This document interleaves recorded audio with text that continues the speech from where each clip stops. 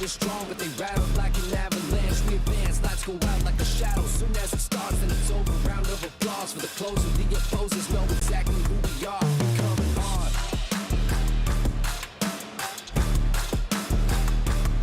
We coming hard.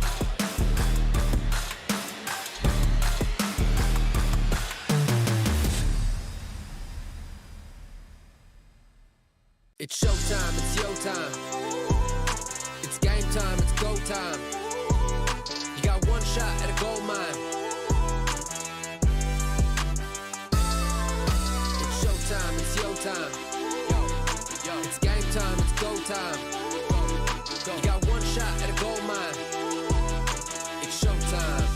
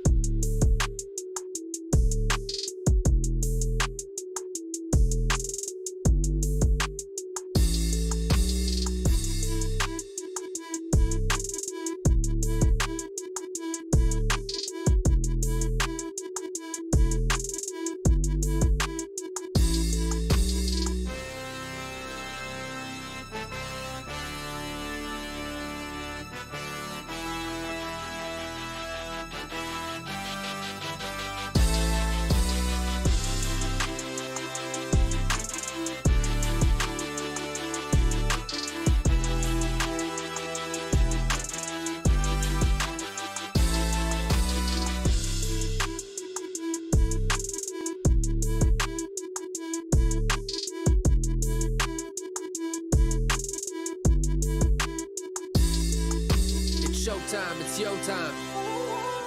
It's game time, it's go time. You got one shot at a gold mine. It's showtime, it's your time. It's game time, it's go time. You got one shot at a gold mine. It's showtime.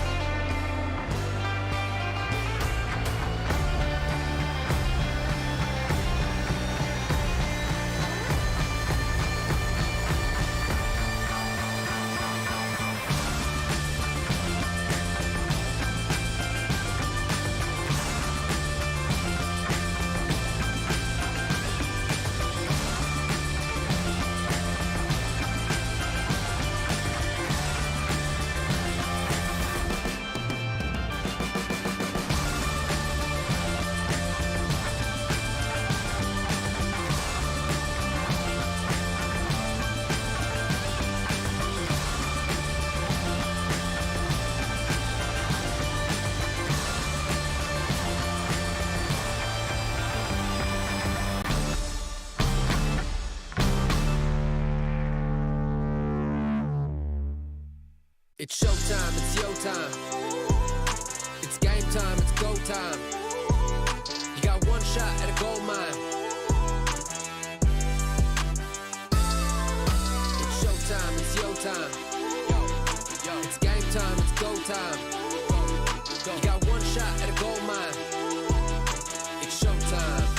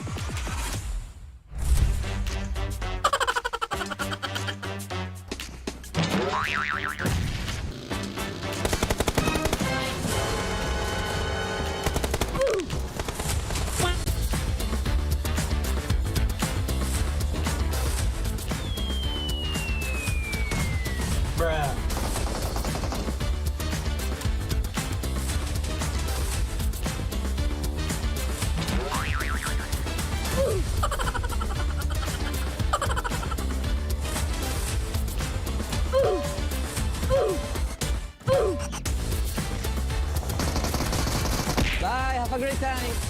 No.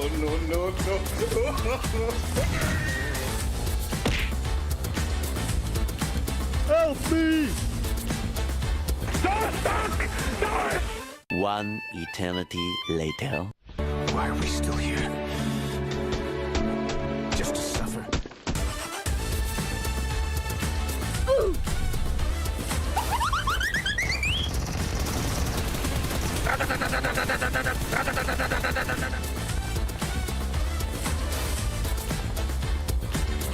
Nice.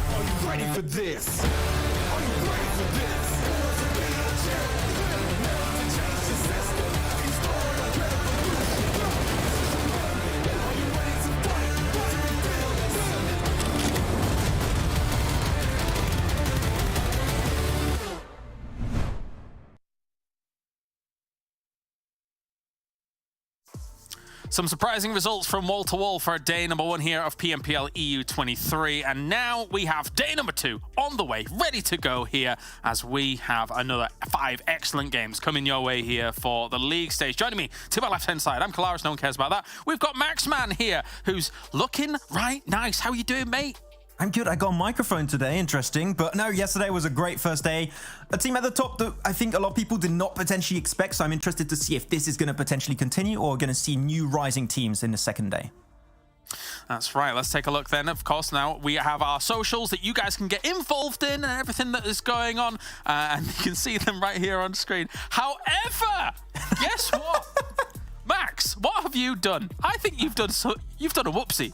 I got the Instagram banned by mistake, but that's fine. You know, don't have to focus about that. Just don't have to focus on that. It's fine. It'll be back up. Don't worry too much about it. But yeah, go follow the socials, guys. We got some new. So YouTube, we got the YouTube mainly. Actually, go check out that one and the Instagram later today. I'm hoping. We'll see. I didn't think you were going to bring that up right away. Come on, man. Didn't you? Of course I'm going to bring this up. This is fantastic. You've done some curious things, and apparently this is one of them. So yeah, you can actually win some stuff alongside all of those as well. So make sure to go and follow the ones that are not banned. Let's take a look at let's take a look at the format. It'll get unbanned soon, I'm sure. We've got ourselves 3 phases that we're going to be playing through here. 6 days, 20 teams are going to be playing things out. The top 12 will move on to a special Vikendi match, which will be able to get themselves some nice little prizes alongside all of that. But all importantly, Max, the top 16 from our 20 advances to that grand finals. And one thing's for sure, you can't be taking those early fights in some of these early games if you want to advance to that top 16. What do you think? I think I know exactly what you're referring to. I think we're thinking about maybe a Picardo drop in Miramar. The 2 teams, I'm not going to mention them, you know, but 2 teams that I would like it if they would stop hot dropping one another. You only got, I think, 1 Miramar today, or is it 1 Erangel? You only got 1 of those, so it's not too bad. But hopefully the next time we have double Miramar, they're not going to hot drop because it doesn't help.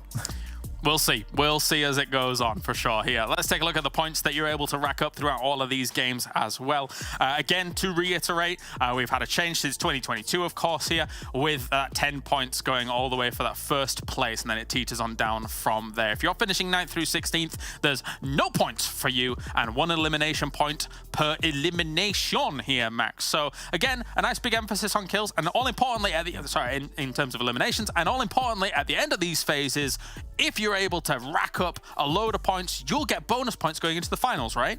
Yeah, I think we saw a team last season get himself around, what, 70-something points, which is a huge lead going into the finals right away. I think it was MadBulls, actually, and you got a few teams like, of course, your previous HVVP, now Gladiators.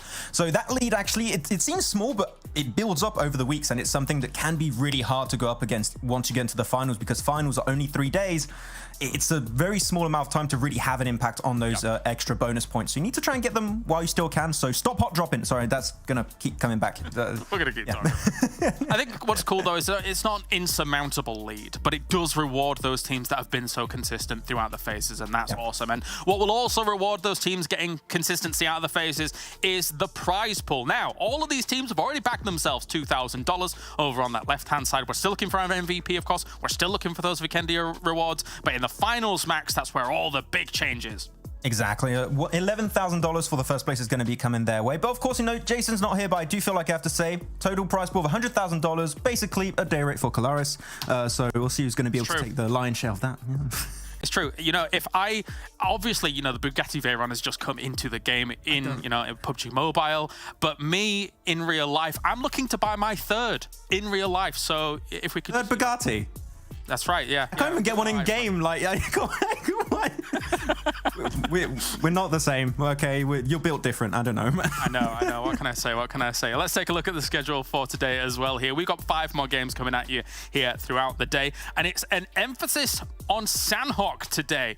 Let's be real, a bit of a shorter day because Sanhok does go so rapidly, Max, but it's a different playstyle, and we already saw kind of the shapings up of what we're going to see from Sanhok yesterday because no healing. Wow. Exactly. I was in the chat yesterday and I was talking with the community, and while we were going into Sanhok, people were like, wait, there's no heal strat? Wait, what's going on? The whole strategy is gone. I'm like, what do you mean the strategy? Just pressing a button to heal off. Like, this is real strategy now. Teams actually have to be in a circle and actually play the game. That's a lot more interesting, in my opinion. And Nexus, sure, might have played the game a little bit slow, but at the end of the day, they gave himself that chicken dinner in grand fashion, so we'll see if they can try and get himself another win over on that battleground. But I feel like since these circle changes, Sanhok has become just so much more interesting and has enabled a lot of teams to really show what they can do on that map. So yeah, double Sanhok. In the past, maybe I'll be like, not too much of a fan, but now you can really see what these teams have to offer here.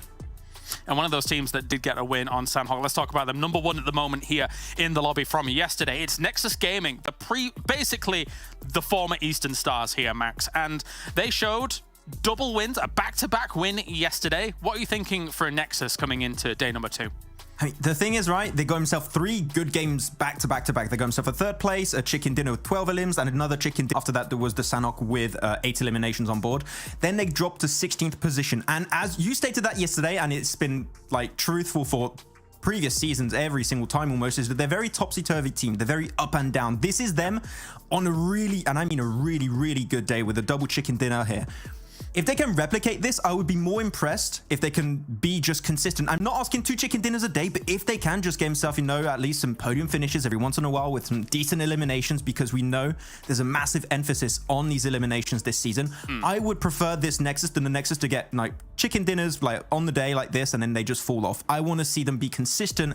We haven't seen that in the past, but from what we saw on day 1, maybe this has changed for them.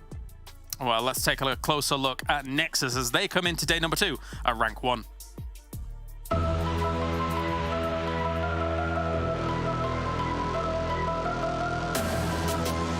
Just to stop to disperse itself and he can make it into the corner, and that should have been the case for Eastern. Sorry for Game Lord. That was so easy between Victor and Spicy, and Eastern started Game losing here. Story and Octavian Athos all look to capitalize. Akashi falls. Morales. And up on the hillside, Romanian men actually managed to get some sort. He will drop a smoke down, provide him to behind the tree, but Minchi Hardman's just out.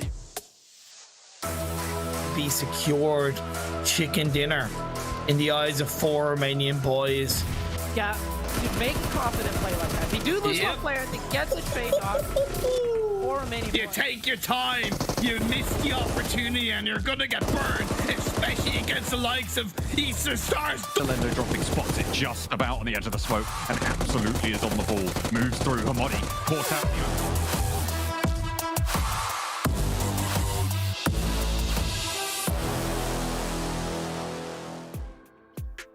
All right, that is Nexus Gaming here. One thing that I'm looking out for coming into today is how they're going to fare if they have to chase Circle for some of these games. But we'll see how that plays out. That's it for Nexus Gaming, number 1 at the moment. Let's talk about number 2.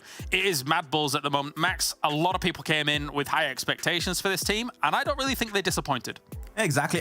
We had a few ideas as to what this team potentially can do, but we were like, is the synergy going to be there compared to the previous MadBulls, right, where you had this entire team that was looking so powerful? And even though these are all-star players, part of MadBulls, we were like, is it really going to work? I mean, we saw some star teams that on paper would be so good in the past, and there was just not quite able to play around that really once the tournament started. But for them, first 8, that first game in particular, I know I could talk about that first game for so long, but you had so many good moments. Like, for example, this push onto the gas station of Dagestan 77.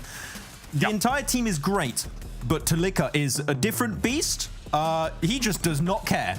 He doesn't. He is emphasizing the bull logo. He is charging in.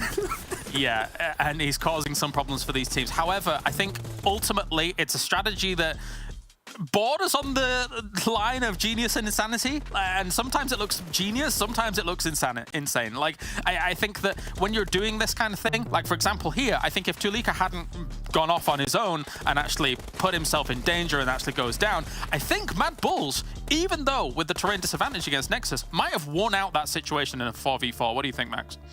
MG3 against them. That's my answer. You go in the smoke. You don't really, but yeah, that's true. That's what I would love to play in my personal games, as a player like Talika. You just want to get like an area check. You're not sure if there's a player. Just say, Talika, go over there. Can you check it out? He will go. He will not ask any questions. And he's just a great player to have on the team. So if they can keep Talika alive until the very late game, I think they can get even more wins. So we'll see. Yeah, it was a good omen for them yesterday, especially when, if you give me the top 2 in both of my hands, left is Nexus, right is MadBulls, I think I'm picking MadBulls in a lot of situations for team fights, because just the way that they problem solve, getting to the next scenario in a game and surviving as they do. But anyway, let's talk about number 3 as well, Muerte here, who were not number 3 for quite a lot of yesterday, but then were able to pull out a miraculous win in the final game of the day, Max. Exactly. Like before that, they got himself a 14th place, a 9th place, and a 6th place. 6th place game, actually, they got himself on Sanhok, what, 7 eliminations, so that was still a decent performance for them. But then that chicken dinner was 15 eliminations. In a position where you had yourself Cave versus the side of KONINA Power, they were just so focused on one another, and I think one team was down to 3, so they thought it was a proper 4v4, and they just had one singular player that was just waiting in the shadows, that was Malloy, and he just waited for the fight to end and just picked up the pieces, which is a valid way to make it work at the very end. So I can't complain about that one. I would love to see like some more normal finishes and potentially podium finishes from Muerte. That chicken dinner is great, puts them currently in 3rd position overall.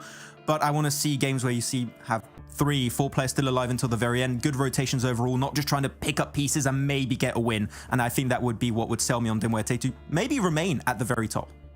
I think their problem solving in the last game especially was just, it was chaos in that east side, but they were able to eke it out. Let's check in with Muerte here coming into day number 2.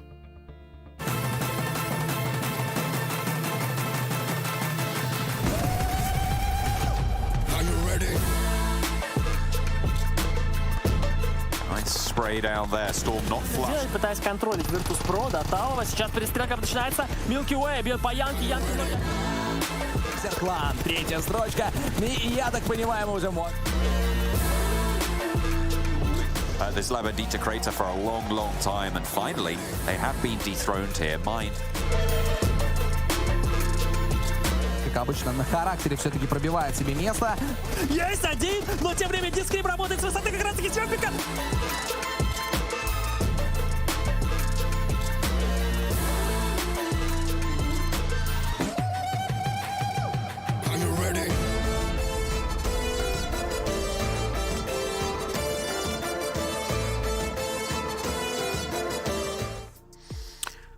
And that's Muerte. Big points coming in for them for the last game, especially of yesterday. But coming up now, we're going to be having a Sanhok soon. But we have the French charging up the rear here, Max, to try and find themselves the spot. And you know what? As our resident Frenchman yourself, talk to me. Shockwave, Game Lord, to be honest, they got big points yesterday as well.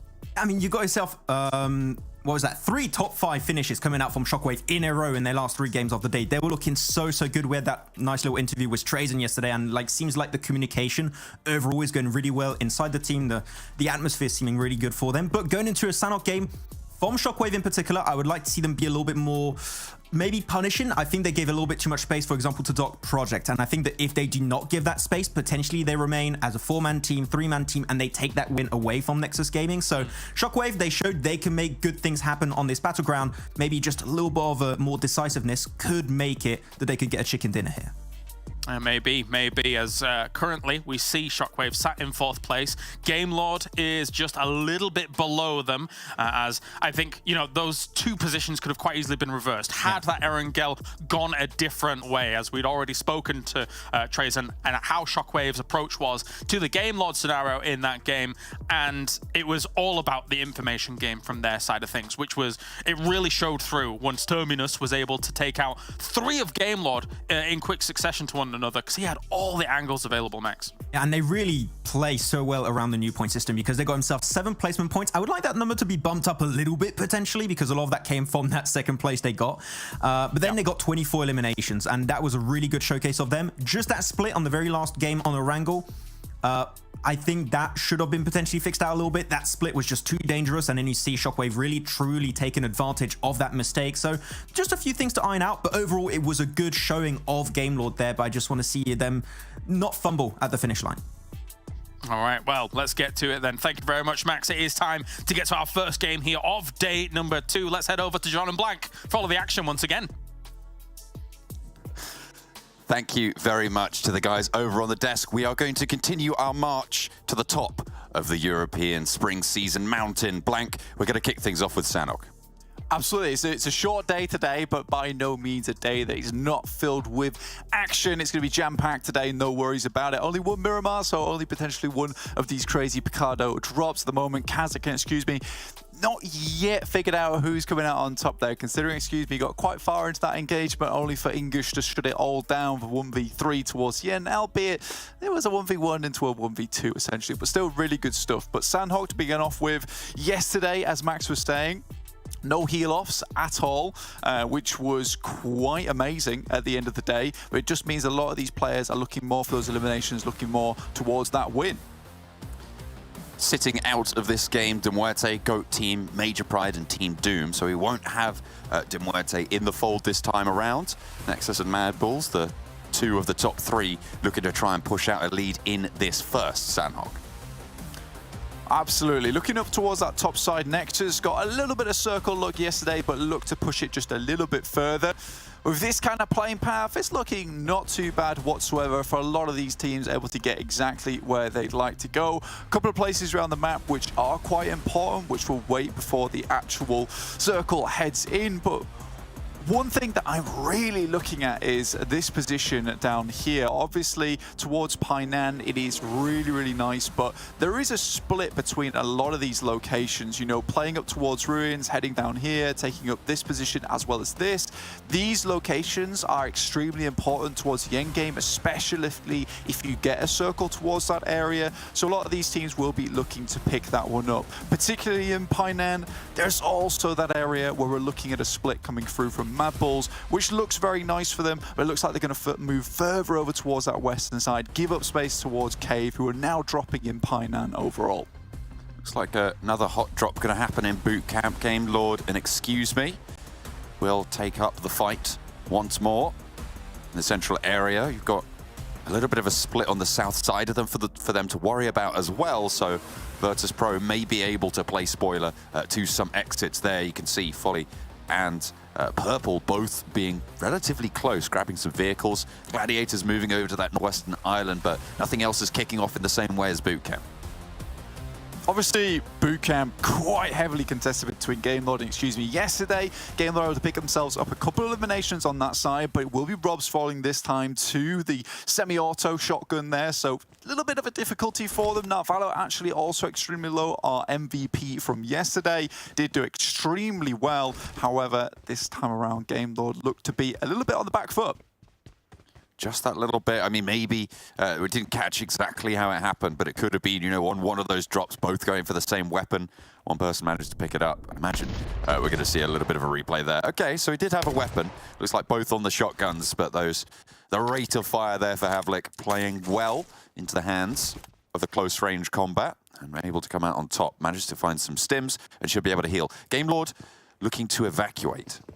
Yeah, it could have gone very differently there. I mean, it's kind of fortunate that Havlik's able to hit the headshot there, instantly taking down Robs, who is a veteran of the shotgun in his own right. In the meantime, though, it's Octavian taken down by Avalanche here. Alicia will pick up that elimination. There was one not going backwards their way, but Nexus doesn't look too happy on their side. I think losing one player this early on will hamper them slightly. They were happy with the position they were playing over here in that Sanhok yesterday, but not to be today. Not quite, unfortunately. The circle did pop up, containing all of that northwestern island and a lot of the north part of the main island as well. Captured a little bit of that southwest island, but looks like a lot of teams are going to have to make that move up northwest. So it's all going to be on these river crossings for a lot of teams moving forwards into these next couple of circles. So having a position on that northern side that you can control will be an excellent boon. Shockwave, a lot of talk about this team on the desk from Kalaris as well. I mean, this is a team that we saw yesterday make some really good moves, and a lot of that was enabled by Terminus. They have a very, very controlled approach to a lot of their movements with a very explosive endgame, which was really nice to see, honestly. It was something that excited me, and I think Terminus able to get in there, hit the shots, and we had a lovely interview from Trazen yesterday as well, providing a lot of information of how that went down. Seems that this guy is the information gatherer, provides that back, but also Trazen has been well known as one of these players that is very good when it comes to close quarters combat too. You know, he's no pushover, used to play on Game Lord 2, was excellent addition to that team before he did head over here towards Shockwave. He's have to evacuate there as ARR roll up 4 players strong. And you can't really hold up against that as a solo. They are a little bit too split at the moment to be able to hold this after having made their way onto that northwestern island early on the drop. With Kitsune on the overlook as well. Turban is a little bit further through. ARR suspect there's players in here, and they're being diligent. They're just suppressing everything. And I kind of like that, you know, they're making sure that this high-value compound into this next circle is fully clear. And if Aza hadn't have evacuated, it wouldn't be. Sky just wants to provide information back towards the rest of the team. Seems to be regrouping now.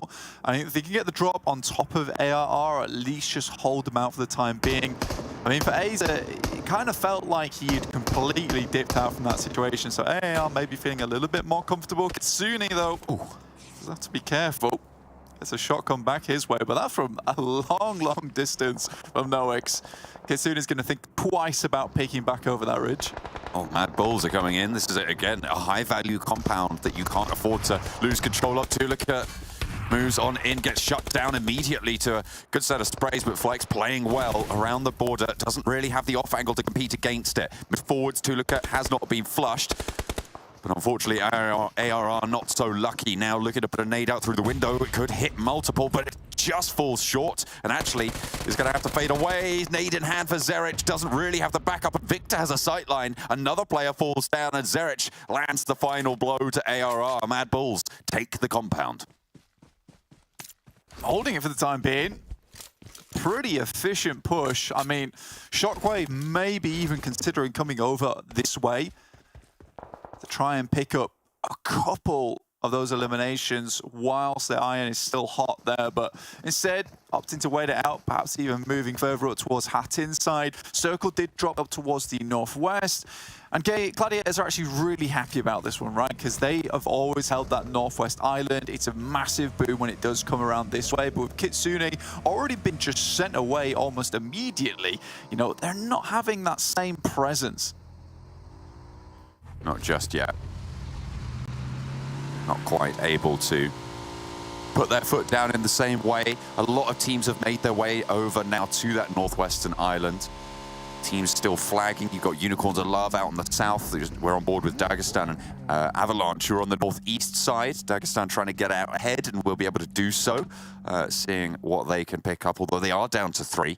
On the southeast side, you've got Sly Europe as well, just a little bit behind. KASIK team moving in past Painan right now. Excuse me, still yet to leave boot camp, which is a little bit unfortunate. I think Game Lord may be getting the better deal of things, even though they did lose one of their players in the process. Able to get straight across the river, over towards a pretty high value compound on that side of the map, just underneath where currently MadBulls are playing. KONINA Power looking to make the cross, but look at this. Watchful eyes from Tixi. You don't be going anywhere under the gaze of this Apex Predator. Very difficult to move in that cone of fire. Dangerous maneuvers to be made. A little bit of a scuffle. KASIK team coming into conflict with Sly Europe. And that is a devilish shift up north, Blank. It keeps the bridge in. It keeps both islands in as well. Dark Project moving in for the north side. I didn't even catch their rotation, but they did it before, right? They went for that northward botation. Why not do it again? It's a bit more of a dangerous one now, though, coming into Hattin. I think it's always bold, just sending the boat straight towards Hattin side. Usually, there will be players looking out that way, but for the time being, it feels like Shockwave is more preoccupied with keeping the players up on high from Gladiators at bay, as well as MadBulls locked in towards that position. So Dark Project cresting the mainland now, will able to crawl their way into a position unknown by Shockwave, at least for the time being. So hopefully they can turn their attention that way before things start to get a little bit too hectic over on that side of the map. Sly Europe down to 2 players. However, KASIK took massive casualties in between. Feels like KASIK are a team based on mutual destruction a lot of times.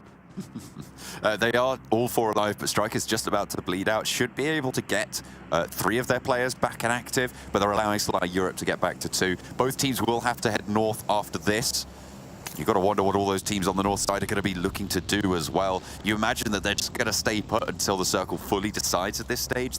A lot of them have committed to that northwestern island, and the shift will be very, very difficult to deal with. Unicorn moves forwards after getting those reses enacted. Mandarin pushes him back, keeps them in the running, but has more to worry about. Nades start to fly on over.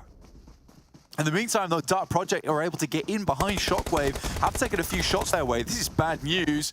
Mandarin finally falls, and KASIK can move out. 4 eliminations, not bad, but allowing Dark Project into this position was the beginning of the end for Shockwave. As soon as they rocked upon that coast and nothing happened, I was sure that Shockwave were not going to have a good time. So for Dark Project, a really good push in, noticing there's no one on that little coastal side, and quickly they take control of Hatin, a relatively free and really valued spot on the map at this point in time. So for Dark Project to make this happen, it must feel absolutely amazing for them here on Sanhok. Almost a free game.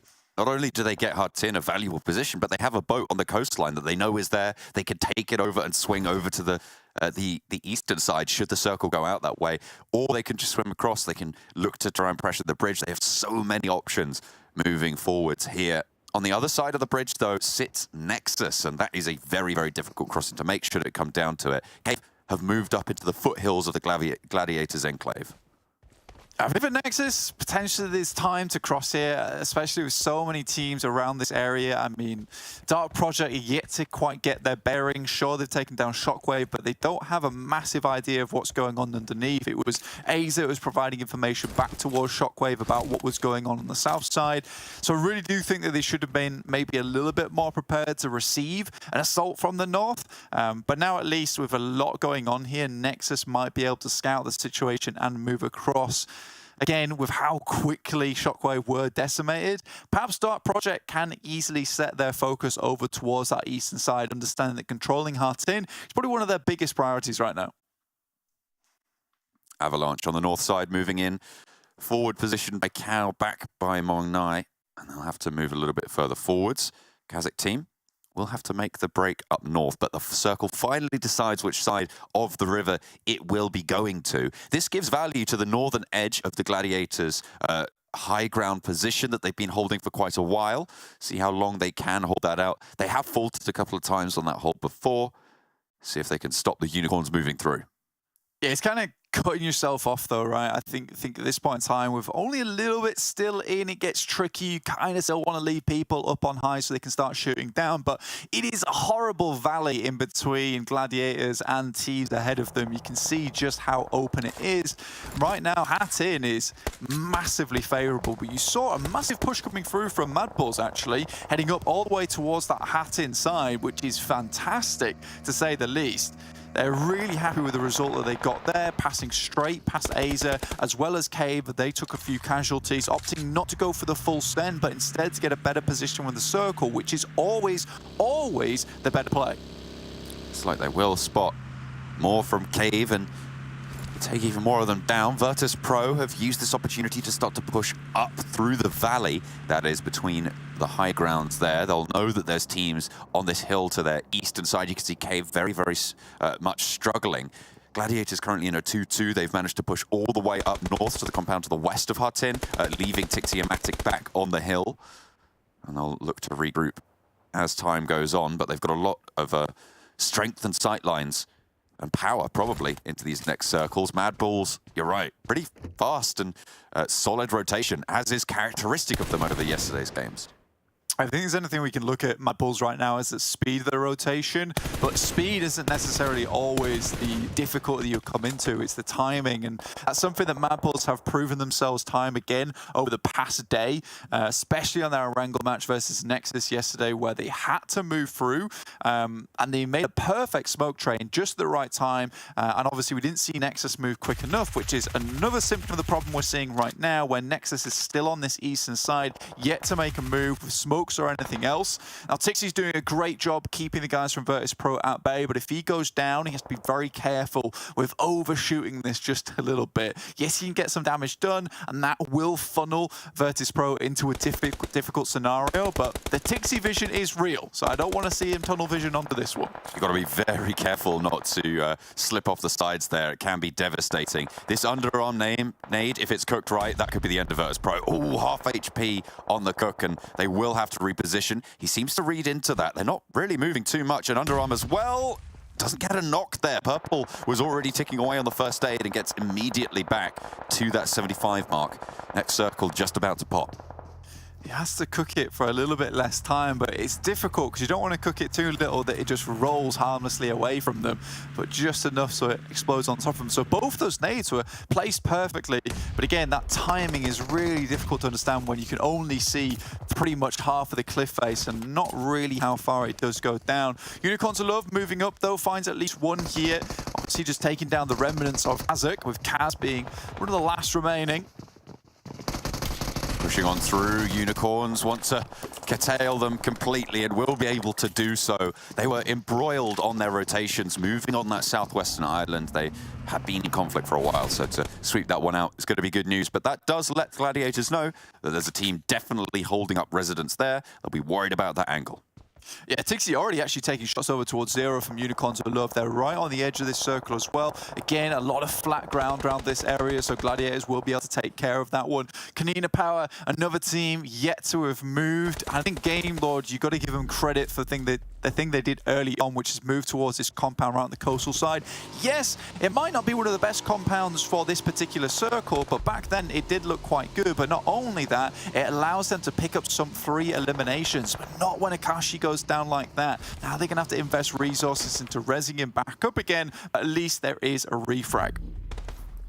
Palucci trying to move across here as Kapahala wants those shots, grabs the bike and pushes it back with the feet there out into the blue zone. It's going to be a very, very difficult push. I don't imagine you're going to make this one work. Kapahala sending it, trying to make head nor tail of this circle and really coming up without anything to show for it. Palucci does go down. Is Kapahala just going to try and get the rundown? I think that's what he was going for, but is denied the point, and Nexus fall to the blue zone and the river crossing. Pretty difficult push, to say the least, honestly. I don't feel too bad about them going down to it. It's just the timing at which you go through.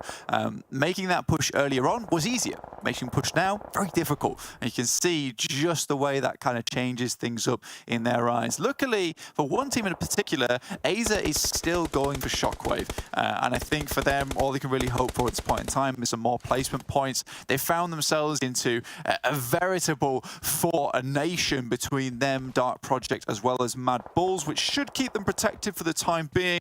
But the question is, how long will they allow this single civilian to remain without paying his taxes to the Dark Project and MadBulls teams? See, we've got a split decision on the jury for the predictions there.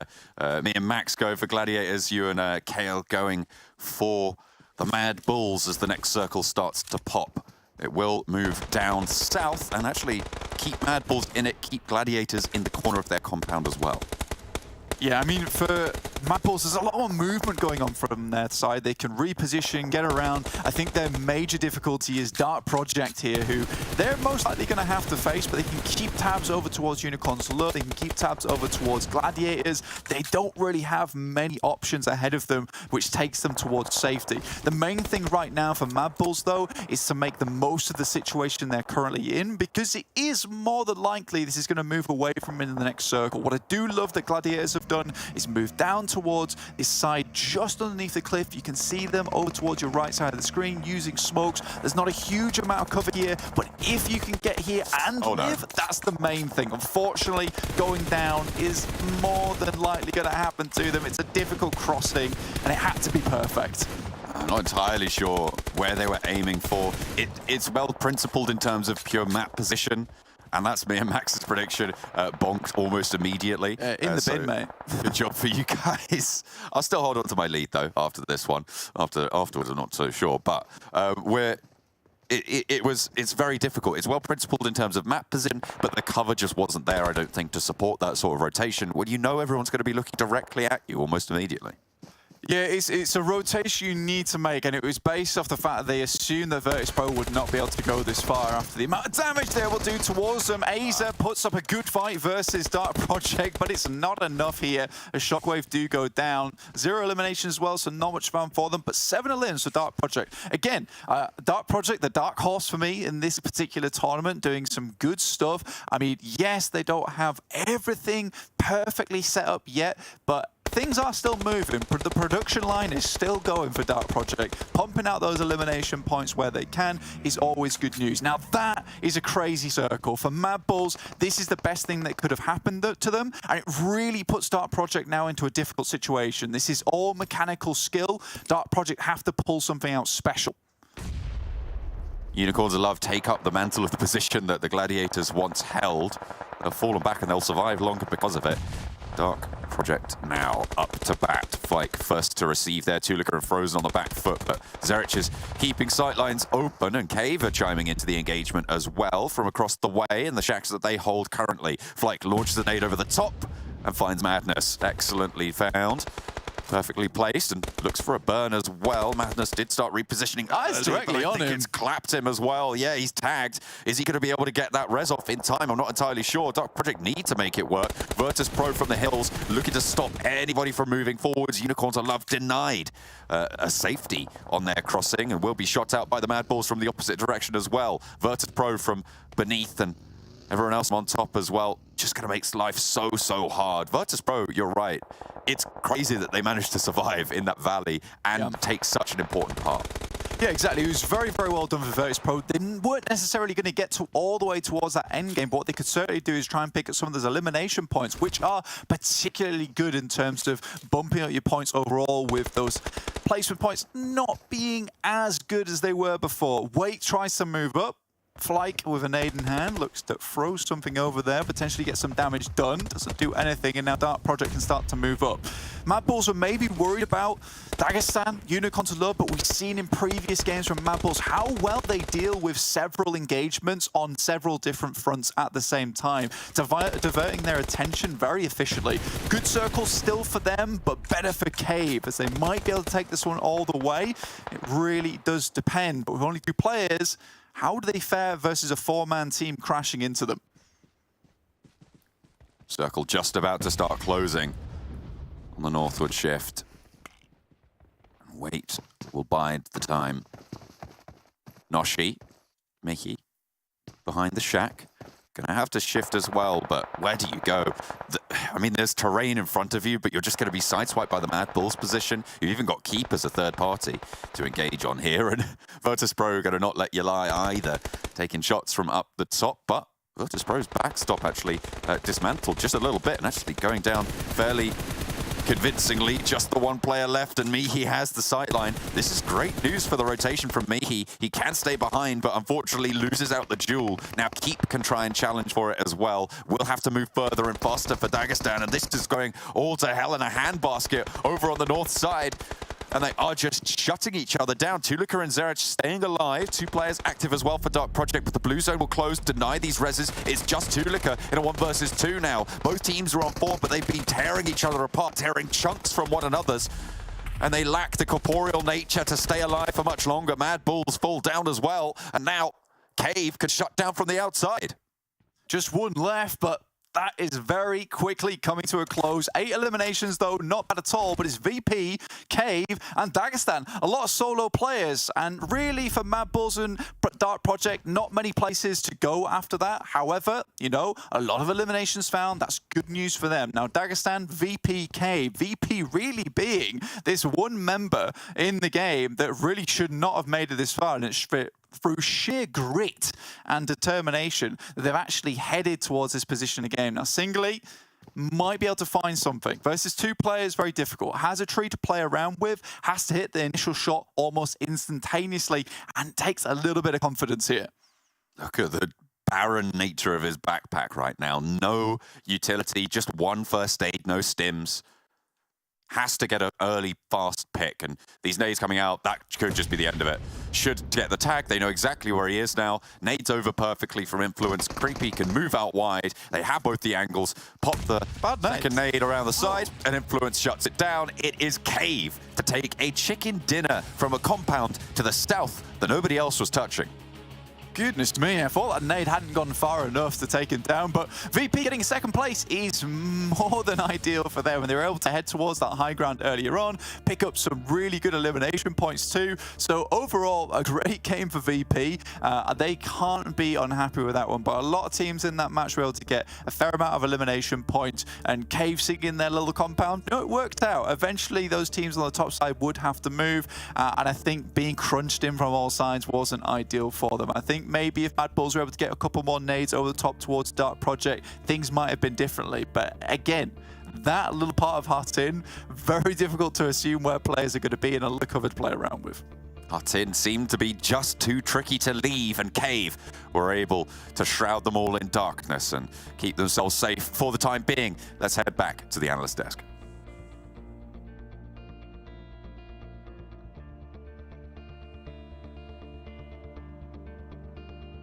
There we are. Okay, sorry.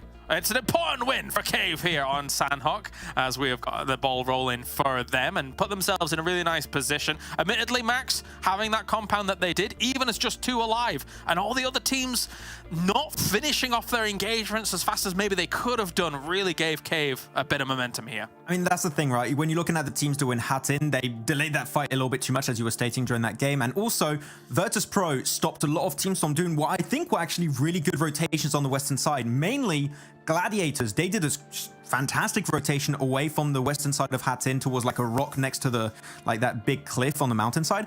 It was a good position. Unfortunately, at that distance, you cannot see VIRTUS.PRO, and the fact that they're there enables, just completely shuts down that rotation in the first place. So the idea was there, but VIRTUS.PRO were also there apparently, and it didn't work out. Well, there you go. 17 points going the way of Cave here to finish things off. Dark Project, 9 elimination points. They're going their way as well. We were watching as they were able to, once again, Max, go for another rotation. And I like it from Camp Bravo. It really opens up options for you. Exactly. Not too many teams are just looking at the ocean. So there's just an easy little boat that can make their way through for Dark Project, and that's twice in a row that not only do they make the botation, they actually get a lot for a simple botation to get himself a lot of eliminations, in this case 9, as you said. I do think Shockwave should have been a little bit more careful, because teams do like to backfill north of Hatin, so hopefully if that happens again, they'll be just a little bit more careful. But towards the bottom, I'm going to be seeing Nexus Gaming.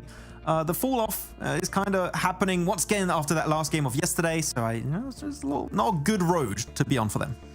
Yeah, rough, but it's how it is sometimes here. Not exactly the easiest circle to play by any stretch of the imagination, but let's look at 2 teams here that I think both of us, Max, feel could have won this game had this kind of peace agreement in Hatin ended a little bit earlier. Because I feel if that fight goes down earlier and that one of these teams is 4 alive, they can potentially make that transition against just 2 from Cave, or potentially make that fight happen against them to get the win. What do you think? Exactly. The thing is, if you delay that fight too much, no one's going to come out on top. Even if you have just a single player or 2 players, it is not going to make the cut. If you take the fight earlier, you can maybe survive as a 3-4 man team. That will be perfect, and you can then use your resources to try and set up across. And if you keep on fighting and just delaying the fight, no one's going to come out on top. You might get a few extra placement points, but as we know, eliminations is really the name of the game when it comes to this season. So yeah, the fact that they delayed it so much, they could have made it through, and Cave were given after that pretty much, because the teams were not fighting, a chicken dinner on a silver platter, and it just was super easy for them to secure that game after VIRTUS.PRO fell down. So yeah, had some interesting fights in the early game though. I think that this is a game where we had some groups that were finally playing their first Sanhok, so we had a few changes happening. I think AVALANCHE in particular in the early game, they had a little bit of a hot drop happening, so they just need to be a little bit careful on that one on their next Sanhok. But overall, it was a good game, but I think that teams need to be just a little bit more decisive, and we could see some fun finishes. And VIRTUS.PRO, that was not fun times to be down there. No, definitely not. As we take a look at some of the highlights from this game as a whole and see the main focal points really were Hatin and this hillside. VIRTUS.PRO did a great job of being able to clear their back to then control these hills. And technically speaking here, as you said, we're kind of a gatekeeper for a lot of the teams. The one thing that's really important, as you say, to point out about the Gladiators movement is that if VIRTUS.PRO is not at that rock, the rotation is, if they're not at the hillside, that rotation is great. But because that overlook is there, because it's difficult for Gladiators to be able to spot VIRTUS.PRO from their previous compound, unfortunately, all kinds of falls apart a little bit. So unfortunate for Gladiators trying to make that work. And VIRTUS.PRO, a second place off of the back of the hillside that they had is great stuff. Great stuff. Yeah, I think VIRTUS.PRO's been also a little bit silent before that point, so it's good to see them get themselves some decent points on board. I think, yeah, they were in 16th position before today's matches, so that's going to help them just climb up a little bit higher in the rankings, get themselves a few extra limbs here and there. But it's a Sanhok, I think teams are still adapting, especially to these circle settings, because it's completely different to what we had in previous seasons where you had the heal strat. Now you actually had to play the game, and some teams are going to come up with some interesting stats, but yeah, Zeresh is still doing some good numbers as always, just like yesterday. 1,100 on a Sanhok of all things as well. I mean, the corner that they had of Hartin is a great spot to be able to pump out those numbers, right? And try and get as many eliminations on the board as you can. But also, you got to remember, they were roaming at the beginning of this game here, Max. Yep. Actually looking for those quick team fights, trying to take out players here, there, and everywhere. So already starting off with a team wipe early on in a Sanhok is like that big boost for you to be able to just pump those points up. And just like on the first game yesterday, they were so quick to get in that position. They just instantly full sent it there, because I think their main thought process is just like in game 1 yesterday. If we do this tough rotation before anyone else and it works out, we are the ones dictating the pace of that game and kind of dictating which teams can or cannot make it through that position. So I do like that decisiveness coming out from MadBulls. Just it's still, if they took that fight versus Dark Project, it maybe could have been a win, but it was just not meant to be here. I think this is the first game where all of us have not get any points. Well, that's so we've been doing pretty well up until this game, so it's fine. You know, I mean, looking at MadBulls, they were a pretty decent opportunity to get a top 3 here at least, but it was not to be for this game. Unfortunate for Gaming Gladiators, as we'd mentioned before, in terms of their rotation and how things go. So let's talk Erangel here as we go on to the grassy pastures next. Max, who do you think has done well so far on Erangel? Who's your choice? I want to see, I mean, Nexus did well yesterday, right? And they've been having a little bit of a tough last 2 games. So I would like to see them be a little bit quick on their rotations in particular. Not only them, though, I want to see, I mean, I don't believe they're playing now. No, they're not playing now. Shockwave are not playing this game, but this is for the future Erangels that are going to be happening. I want to see them be a little bit quicker on their early game rotation. I think that's something that really hurt them in yesterday's matches, especially the first one. They won themselves the second Erangel, but in general, leaving Severny, if they just can speed things up a little bit, I think they could really just get even more points coming their way on that battleground. I think that would be top 3 for Erangel for my money at the moment. Yeah, as you say, exactly. You're looking at Nexus, you're looking at MadBulls as well, considering that they started off hot on Erangel and then Shockwave, even though, of course, they're not playing this one. So a little unfortunate for them to not get on Erangel straight away, but that's how it kind of all evens out here across the group stages and how it does work out here for now. So yeah, interested to see where our circle's going to go, because it obviously presents different challenges, different opportunities, and I think Shockwave is one of those good teams that was able to deal with it well, even though, as you say, they're not playing in this game. Yeah, and also I want to see if we're going to have Unicorns of Love still dropping in Zaki. I don't rate it. Like, if you really have no option on your playing path, then okay, sure, why not? I'm sure Imperium would love that, that you're dropping in Zaki. But in general, I'd like at least a secondary drop location. I know that Gladiators have it. I know a lot of teams have secondary drops, but Unicorns of Love, it could really hurt them if they just drop there, because you have Cave next to you, you have Gladiators next to you, and if you have a Southern Circle, you're going to have to rotate across the river through potentially like George Pole. It's not fun to go through, so maybe just change it a little bit up.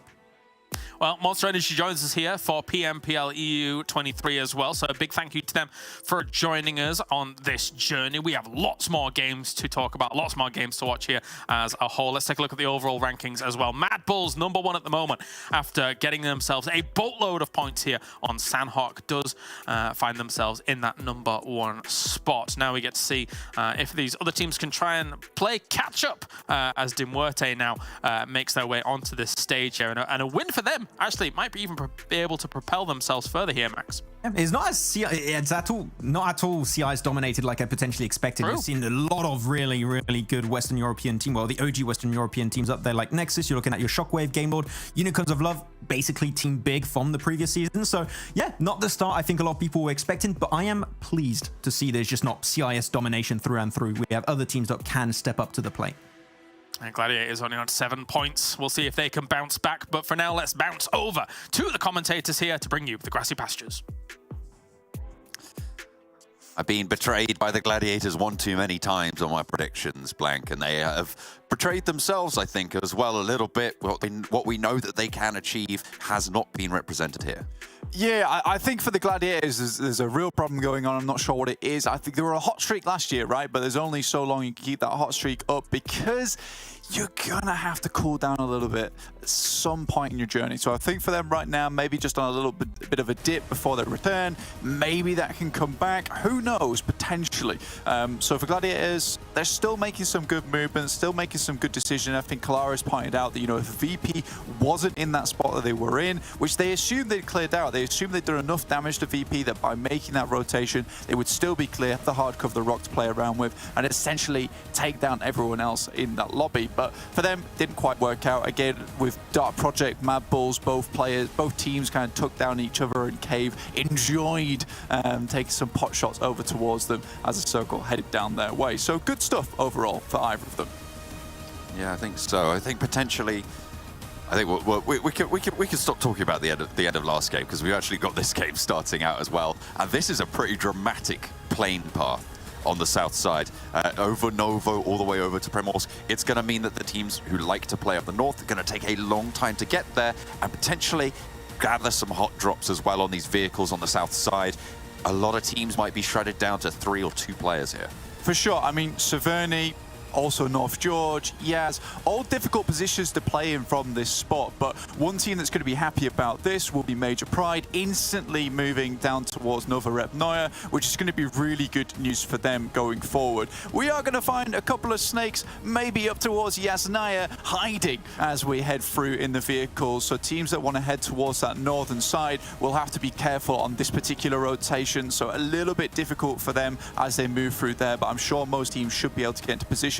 One thing I am curious about, though, is Gatka. A lot of teams are leaving this position completely free. Potentially even teams could head down towards Primorsk, which would be a really easy and nice spot to play in. But again, that remains to be seen. A lot of these teams will be now taking up this area, which is good to see. Considering the circle, now is the time for teams to kind of explore this western side of the map, which will be very, very nice for them.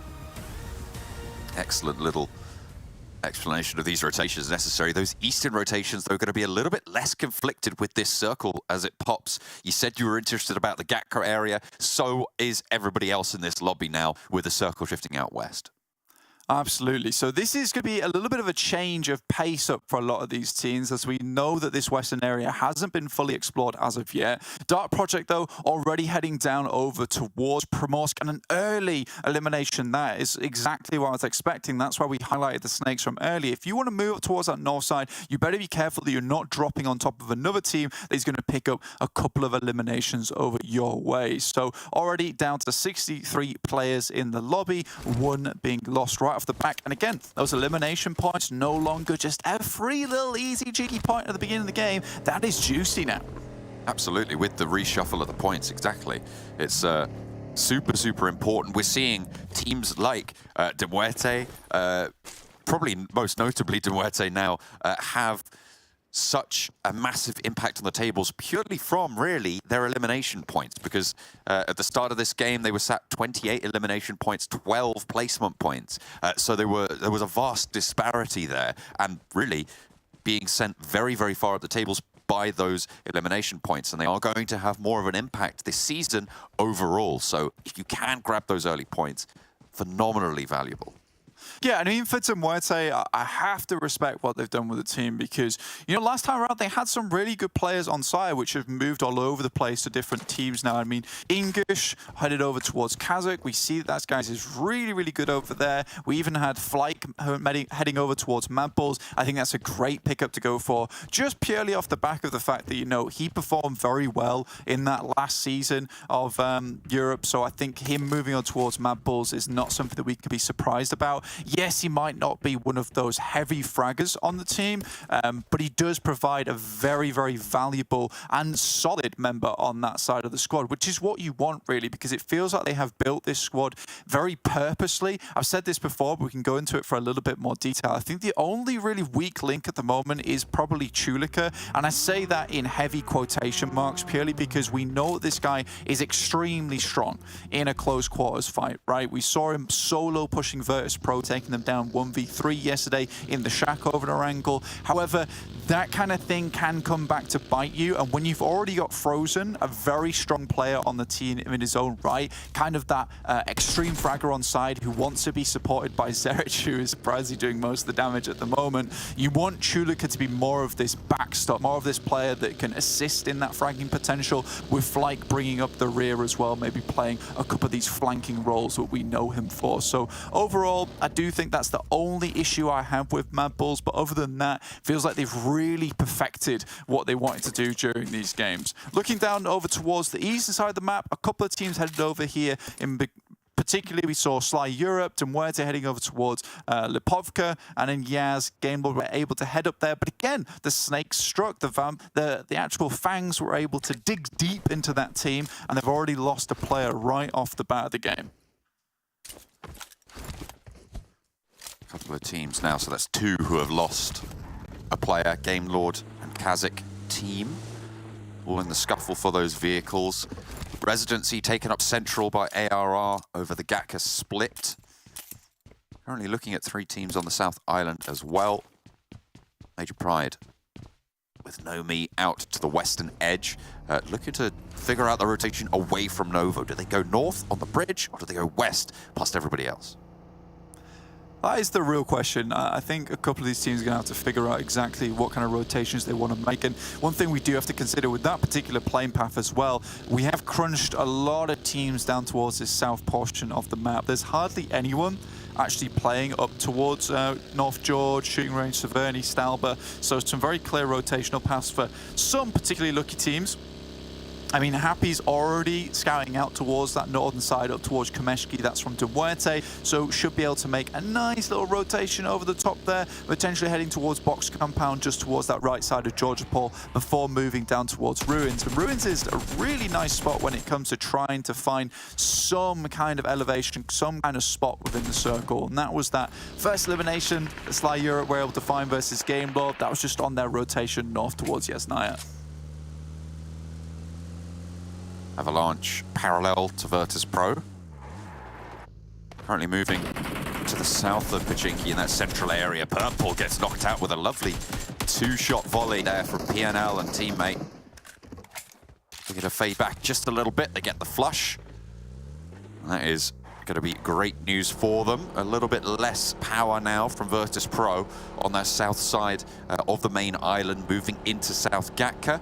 The reposition from ARR came through as well, as they moved further to Pachinki and left a lot of that Gatka split. Yeah, real different kind of player starting to show themselves here in these lobbies now, with the eliminations having more of an impact, as we're seeing a lot of these teams not afraid to take these fights, not afraid to take these shots. A lot more onus is being put on, like, how good is your combat ability? How quickly can you take down a player? Can you hit those spray transfers? And we're seeing so many cool plays coming out from the back of that, understanding that any opportunity to pick up 1 or 2 points is really going to send you far in the long run. I think you were saying yesterday, you know, an elimination point, although only valued at 1, if we valued it before on our old points format, it's like 1.25 to 1.5 times more valuable. So obviously we don't want to get bogged down in maths. We hate maths. However, it is really, really important to understand that these elimination points, 1 point might seem small, but it is very, very big in the long run. I agree with your core point, but you can't be slandering maths like that. It's too precious. I'm sorry. It's too precious. It's too precious. I apologize. Oh dear. Well, one day you'll need maths, and it won't be there for you. Well, you know what I have instead of maths? I got a calculator. It's all good. We're fine. No, he's figured it out. I've figured it out. Oh no. You know. Eventually, the robots are going to take over. I won't even have to ask the calculator to do its job. It's just going to do it for me. In the meantime, though, looking at this map, a lot of these teams are trying to head towards their position on the map at the moment, maybe moving a little bit further in. We do have a fidget spinner of a formation going on at the moment. We've got like teams heading down from Ruins, teams heading over towards the western side, and teams coming up from the the south side of Sosnovka. Doom still yet to make their way in as the fidget spinner slightly dissolves.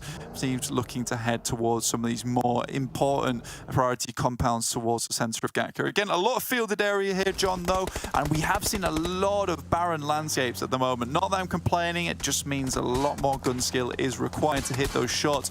None of this cheesy hiding behind trees and rocks, just all-out warfare, which is what I love to see.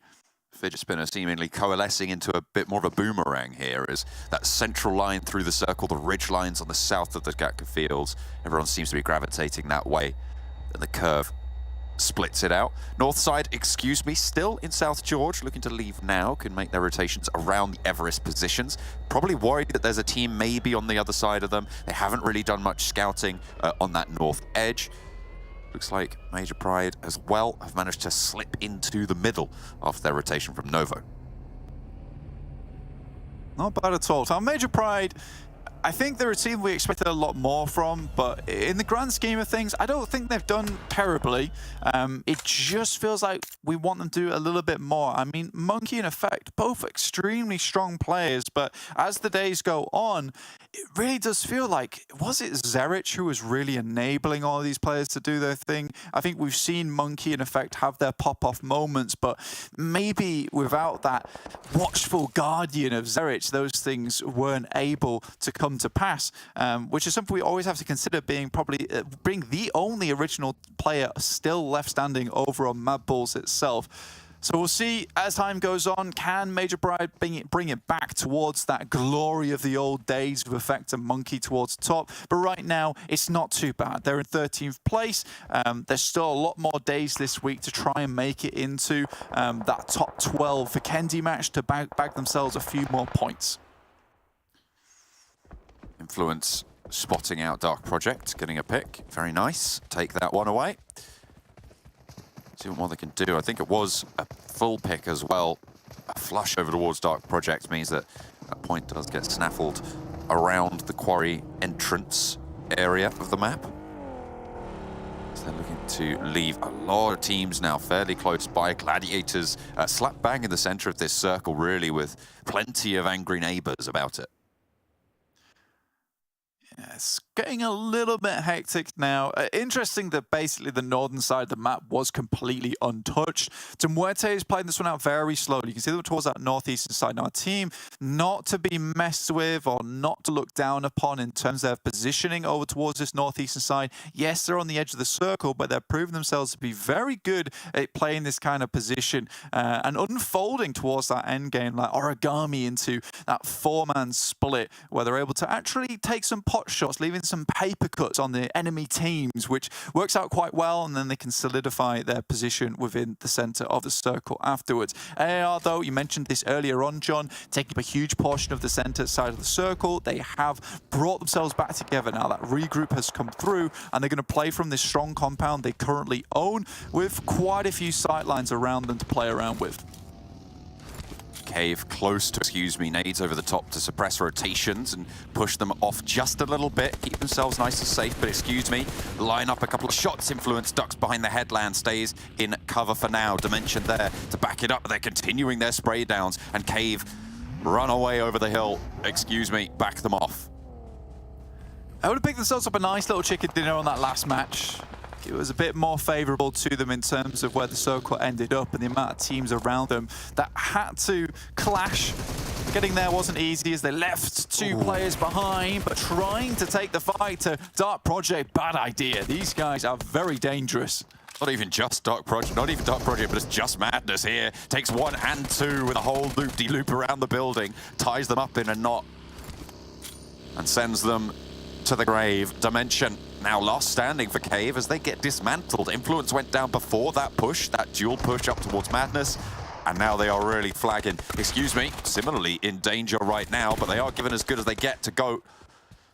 Let's see what more they can do here. Two players active as Goat on the south side lose one to a flush. Just Ray now left standing with a DP in hand, but range will not be on his side. No possibility of a res. Go yesterday looking really strong, taking it to some of the veteran squads within the lobby. Piper obviously coming out on top in terms of eliminations yesterday too, which was surprising to say the least, but obviously being that MVP over from PMEC, not as surprising as you might expect, but still, good jobs to them. Now, Gladiators looking to take it over towards, excuse me, desperately need a little bit of a spark, a little bit of a spirit boost towards their side, because at the moment they're feeling a little bit down on their look. Let Tixi off the chain. Starts off with a nice little spray down over the ridgeline. Spots the player in the vehicle, but wants the flash instead. Turns it on, but decides better of it. Madness. The exit there will be spotted by the rest of the Gladiators. Picks up some loot. Piper's like, okay, here you go. Have some more, my friend. We'll be able to get another point as Gladiators take that one away. I believe that would have gone over to Excuse Me, but Tixi manages to pick that one up as well.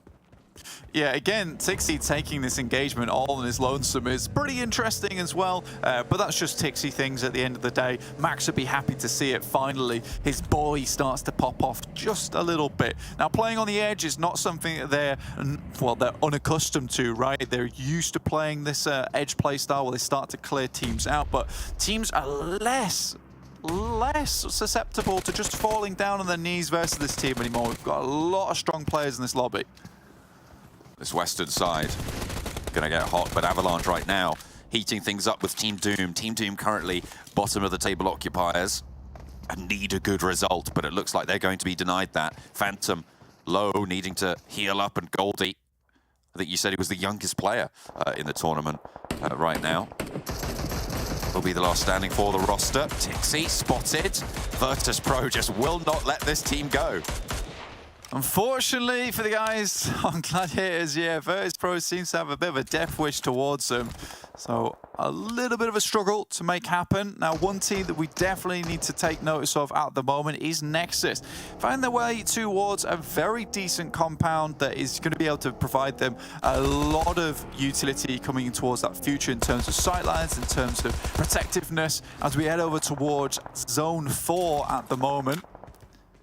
See how this does unfold. Currently, it's AR and Nexus who both have strong positions, but Excuse Me, just on the other side of Nexus at the moment, looking to cause a few problems, but they are unlikely to take the fight to them, especially with two players behind, Dora and Octavian, trying to scout out over towards Muerte over on these ridge sides. This is a smart move from Nexus, trying to solidify their endgame. They have got a lot of strength on that eastern edge. And you're right, Muerte could prove to be a massive thorn in the side, but if KASIK team could sideswipe on the back foot, then great news. But it looks like that's not going to happen because they are absolutely on the swivel, and Muerte take care of that rotation, lickety-split. But Game Lord might have an opportunity to do so. Similarly, on that northeastern side, MadBulls in the meantime taking a fight with Major Pride, seeing what they can achieve on the rotation on this western edge, which is really, really hot right now with players. MadBulls looking to hold it out against Sly Europe, against Major Pride. VIRTUS.PRO on the back as well, as all chaos starts to break loose. Mandarin falls for Sly Europe first. Tulika able to pick that one up. And they are just rolling across this hillside, trying to find any information, trying to find these sightlines, and ARR are chiming in as well. Effect from Major Pride actually steal that elimination away from MadBulls.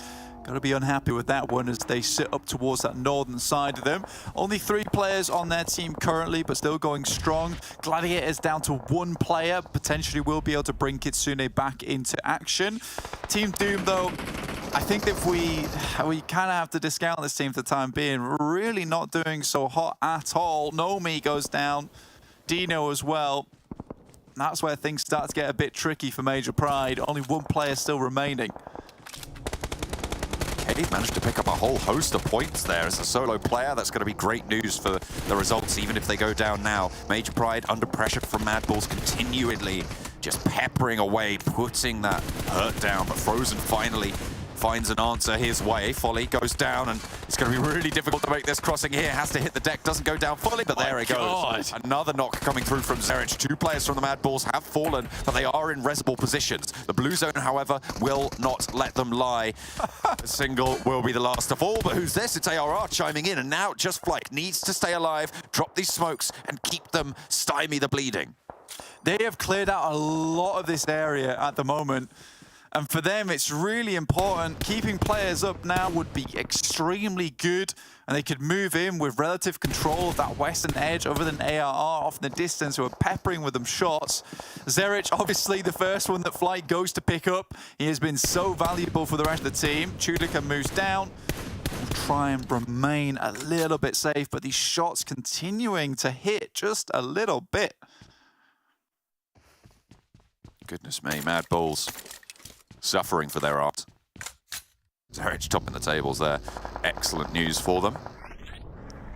Try and keep that lead at the top of the tables. And this is quite big as well, remember, as we see Zerich just lining up these shots again. This is quite big because they're able to keep that lead at the top as well, right? Because they're fighting off really against Nexus, the Muerte, and at this point Dark Project as well, who are looking to try and jump on up the tables. So if they can stay in late, get some good eliminations on the board, it's going to be fantastic news for them. Indeed it will be. I think you're looking at some of these teams, you're wondering who's going to come out on top. I think right now it's difficult to say. There's a lot of teams in strong positions. AR currently holding a very strong compound. If it keeps heading over their way, it'll be difficult to wrest this victory away from them, especially needing a very strong crash over their side. Nexus, still looking strong for the time being. And MadBulls still could go much further, but maybe not all the way towards that chicken dinner, but can certainly get themselves a lot more eliminations on board. The opinions from the panel come on in. We're both going for Muerte on that northeastern side. ARR eSports, I would say an outside pick in terms of standings, but very, very solid. You talked about that position for Calaris was the prediction. And Maxman going for Nexus on that eastern compound that they set up a lot earlier. This Dark Project take a little bit of a hurt from Ray. They're the last player from GOAT, but there's so many angles looking their way. It's going to be very, very difficult to deal with it. The Vector spray down is good. Yeah, I think that for Calaris, honestly, I 100% agree with him. The AAR is in a winning position right now. I don't think that I feel like it's almost silly for me to predict over towards Muerte's way, just purely in the position they're in right now. They have a strong ridge line, right, looking down towards Nexus, who also have a compound, but I think Muerte really has this clutch factor, which is something I have to consider right now. There's these outside of the box factors that we have to keep in consideration, and you wonder if they can find a couple of these pickoffs, maybe Muerte can make something happen.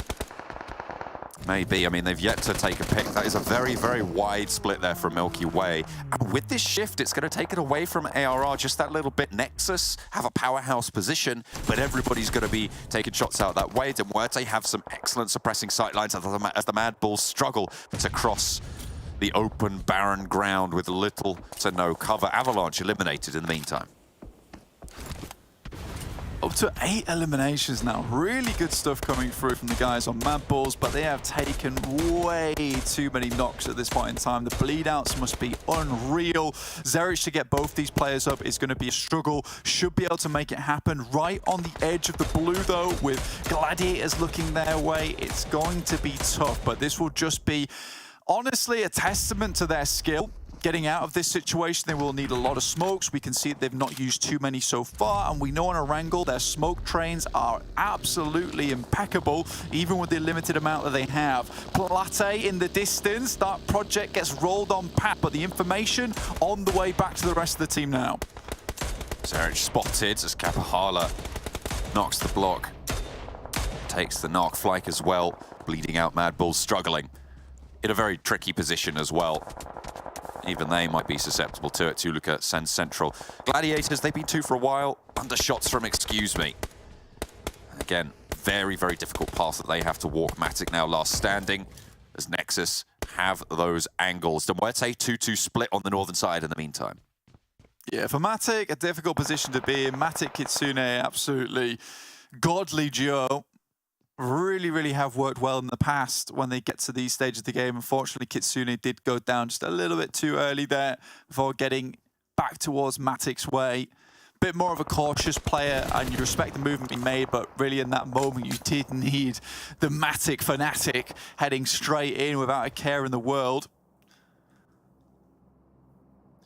excuse me, shimmying behind these rocks. There's a couple of bits of cover that they can use to leapfrog forwards, but as soon as that tree line ends, it's onto the hay bales and into the sightlines of Muerte and Nexus. It's going to be very, very tricky, unless they want to try and backfill on Nexus's position. But if they're going to get shut down like that, it's not really going to be too possible. For Muerte, I think what they wanted to try there with 2 players on that top side was potentially to pick off some of the players from AR as they move from building to building, closer towards its eastern side. Unfortunately, AR have it on lock at the moment. They opt to stick in those buildings for as long as possible before moving, forcing anyone up towards that northern edge to have to move back across to a more strong spot within the circle. So I think that's very smart from AR. Moving up just a little bit, trying to gain some more sight lines. Chulika in the center, can't count him out. Not just yet. We've seen what a close-range powerhouse he can be over these last couple of days, last day and couple of games. And in a central position with a crate dropped right on top of him, that's going to be a fearsome guy to deal with. That's going to be a refresh on the level 3 armor if he wants to go for it. I feel like it would be a little bit too bold maybe to crawl out from his cover and under the watchful eyes of ARR. Made all the harder. The circle shifts and gives to Muerte a nice little chunk there. Keeps Nexus right on the edge, and ARR will have to leave. I think for Muerte as well, the most important thing right now for them is this little chunk of land that is sticking out from that northeastern side. You can see they're up the hill. They have positions to play around with, and that was an extremely important shot. Goes for another as well. Won't quite hit it, but it felt extremely on target. It was just behind the cover there. Excuse me. They're just getting lit up by everywhere, and he's just continuing to put the hurt down. One more knock over their way, and that is going to be, excuse me, down and out. Actually stolen away by Nexus on the flush over onto Beck, so the point does not go into the Muerte kitty. Will be denied. Let's take a look at some of these shots. Oh, crazy flick there. Very nicely lined up. Sneaks it through, threads the needle. This guy, poor excuse me, has had so many bullets to this point in time. I mean, 50 cal quickly becomes 1,000, and they're over their surplus of what they can take today. So it'll have to be a calorie deficit tomorrow for sure. Once, excuse me, start to go down.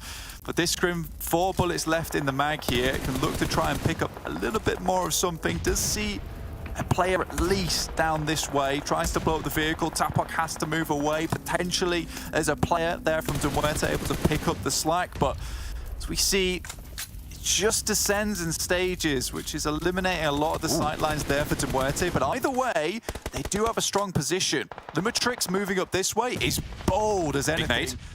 Over the top, gets a lot of damage and a double knock. This is a huge rotation coming through from ARR. Muerte have no idea what's hit them. They need to fall back, regroup, but another nade could be curtains for them. They are rezzing in 2 separate positions, which means they're not going to be susceptible to a single nade. Happy can stick this one. Will he put this next nade through the window or try and just stick the res? It's a double on the outside again, and ARR just tear Muerte a new one. Oh my god. Malloy on the inside, Discrim as well. Need to hold off this push if they want any chance to move forwards. Spray around the side, they need to wait. Becker wants the top rope, has the DBS in hand, then jumping, looking for the angles. A nade cooked, but it's going to be the shots on the door. Now it's just Malloy, needs to stand tall, but Muerte fall, and the ARR completely send them spinning.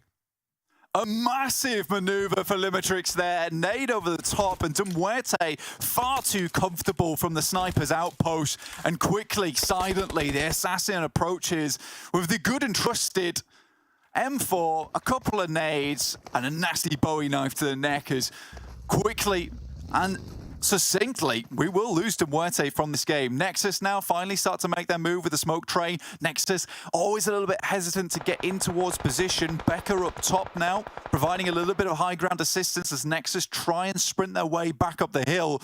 But this is all to play for now, John. That was such an excellently executed position, rotation, off angle for ARR, but now they've lost a player down to 3. Can Tulika have an impact here? Smokes have bloomed in the middle. Abez moves forwards to back it up. Becker on the high ground. But Nexus want to wrest control of that away from them. Nexus's position really solid at this stage. The advantage was in ARR's favor, but as soon as Nexus moved up towards that high ground as well, it equalized. Such an interesting move from Muerte, honestly, to stick around that area. It's so nadeable, but I think they felt extremely safe when they disengaged from AAR, not expecting them to send players up their way from behind. It's just pure overconfidence on their side, and now AAR is reaping the benefits from that one. Now, 6 eliminations on Nexus, having a good game yesterday. Yes, again, it's a tiny amount of circle look where it dropped, but they had to travel towards that position in the first place. So smart moves from them. And now Nexus can try and translate. They're certainly not a team that looks to be put to bed too early here. Doran moves over the top. And AAR a little bit split. After that initial assault over towards Muerte, it's felt like they have slowed down massively here. MadBulls taken down. Finally, Tuluka spotted. Nexus pick up the point. 7 eliminations on the cards for them. And ARR knocked and flushed as well. 4 versus 2. And Nexus looking good in this final circle. They have the more central position. ARR, unless they can pull off another miracle, will be going down. 7 eliminations purely from just the one player there from Dinatrix. On the outskirts, and that will be the end. Nexus take home the chicken dinner. They operate beautifully. 9 eliminations on that game as well. That is one hell of a bid for that top spot. They might have been able to put themselves over MadBulls had they not gotten to that 3rd place. Yeah, a really strong game there for the guys from Nexus. And I mean, with the placement points not being as valued anymore, maybe they could jump up. But again, MadBulls were able to get a massive amount of elimination points themselves. So very well done there to Nexus. And Max would be extremely happy with that one, predicting them coming through on top. But AR, I think that they had so much gumption, right? So much determination to dismount Muerte from their position. They were red hot, but then as soon as they took down the guys from Muerte, they died down in an instant like a blade, popped in towards the oil. It fizzled out instantly. So I'm not sure what AR was trying to do after that spot, but they were a dull blade afterwards. And Nexus was quite happy to swing the hammer and break that one. Yeah, it felt like Muerte, they didn't leave anyone out the back to cover that swing out, but they didn't expect it to come through, as you talked about during the game. I mean, that was such a wild turn of events. I expected Muerte to be able to leverage that high ground super effectively. Yeah, it's just a huge amount of overconfidence, honestly. You leave that position behind, you head towards a very nadeable spot. You should realistically, in that spot, have someone backed out. And it was very odd considering they were playing that 2-2, watching down towards AR the entire time, and then suddenly decided that just wasn't necessary anymore. And again, AR bided their time to make that one happen. Chulika, again, really bold, making it very far into that game. I think he got a 3rd place at the end of the day, which is still very good. But again, Nexus clean that one up very nicely with AR suddenly just dropping the ball just absolutely out of nowhere. It felt like a very different team had taken the stage at the end. They might have panicked. They might have thought, we just took down the Muerte. They're gone. Oh no, there's another really strong team on our doorstep. They just crumbled, unfortunately, right at the end. But fortunately for Nexus, because that means that they are still very much in the contest for the top spot.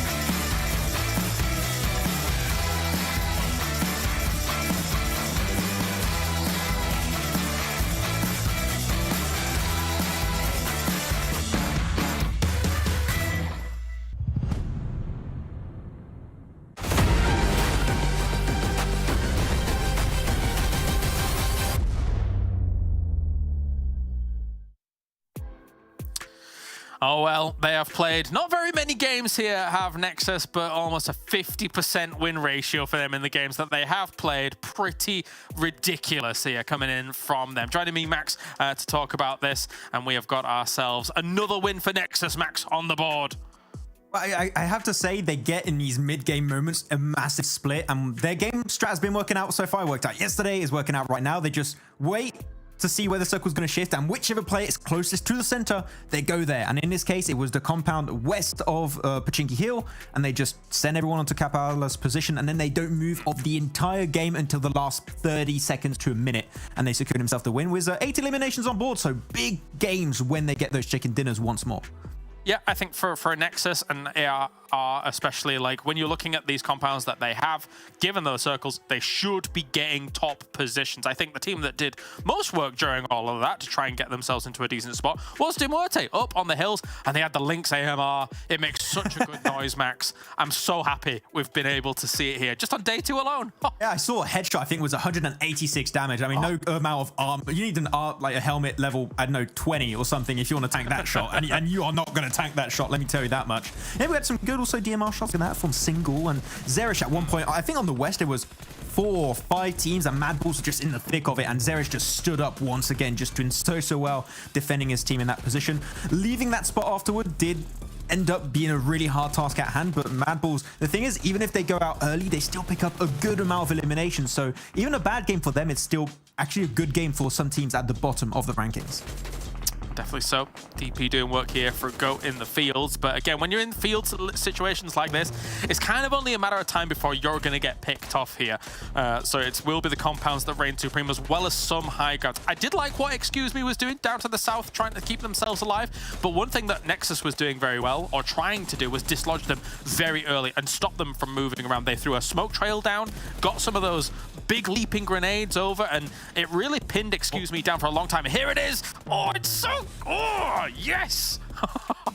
I can't believe, like, 186 damage. I saw that, was like, that is just... Bang! That should not be allowed. And he exploded, I think, a car with 3 bullets, so you're just not safe at all if you're against the Lynx AMR at some point. But looking at that, also, Elementrix had some clean nades. You call them maybe just, like, last resort nades at some point, and if he was able to put it inside that shed, it would have been better, but he got some work done.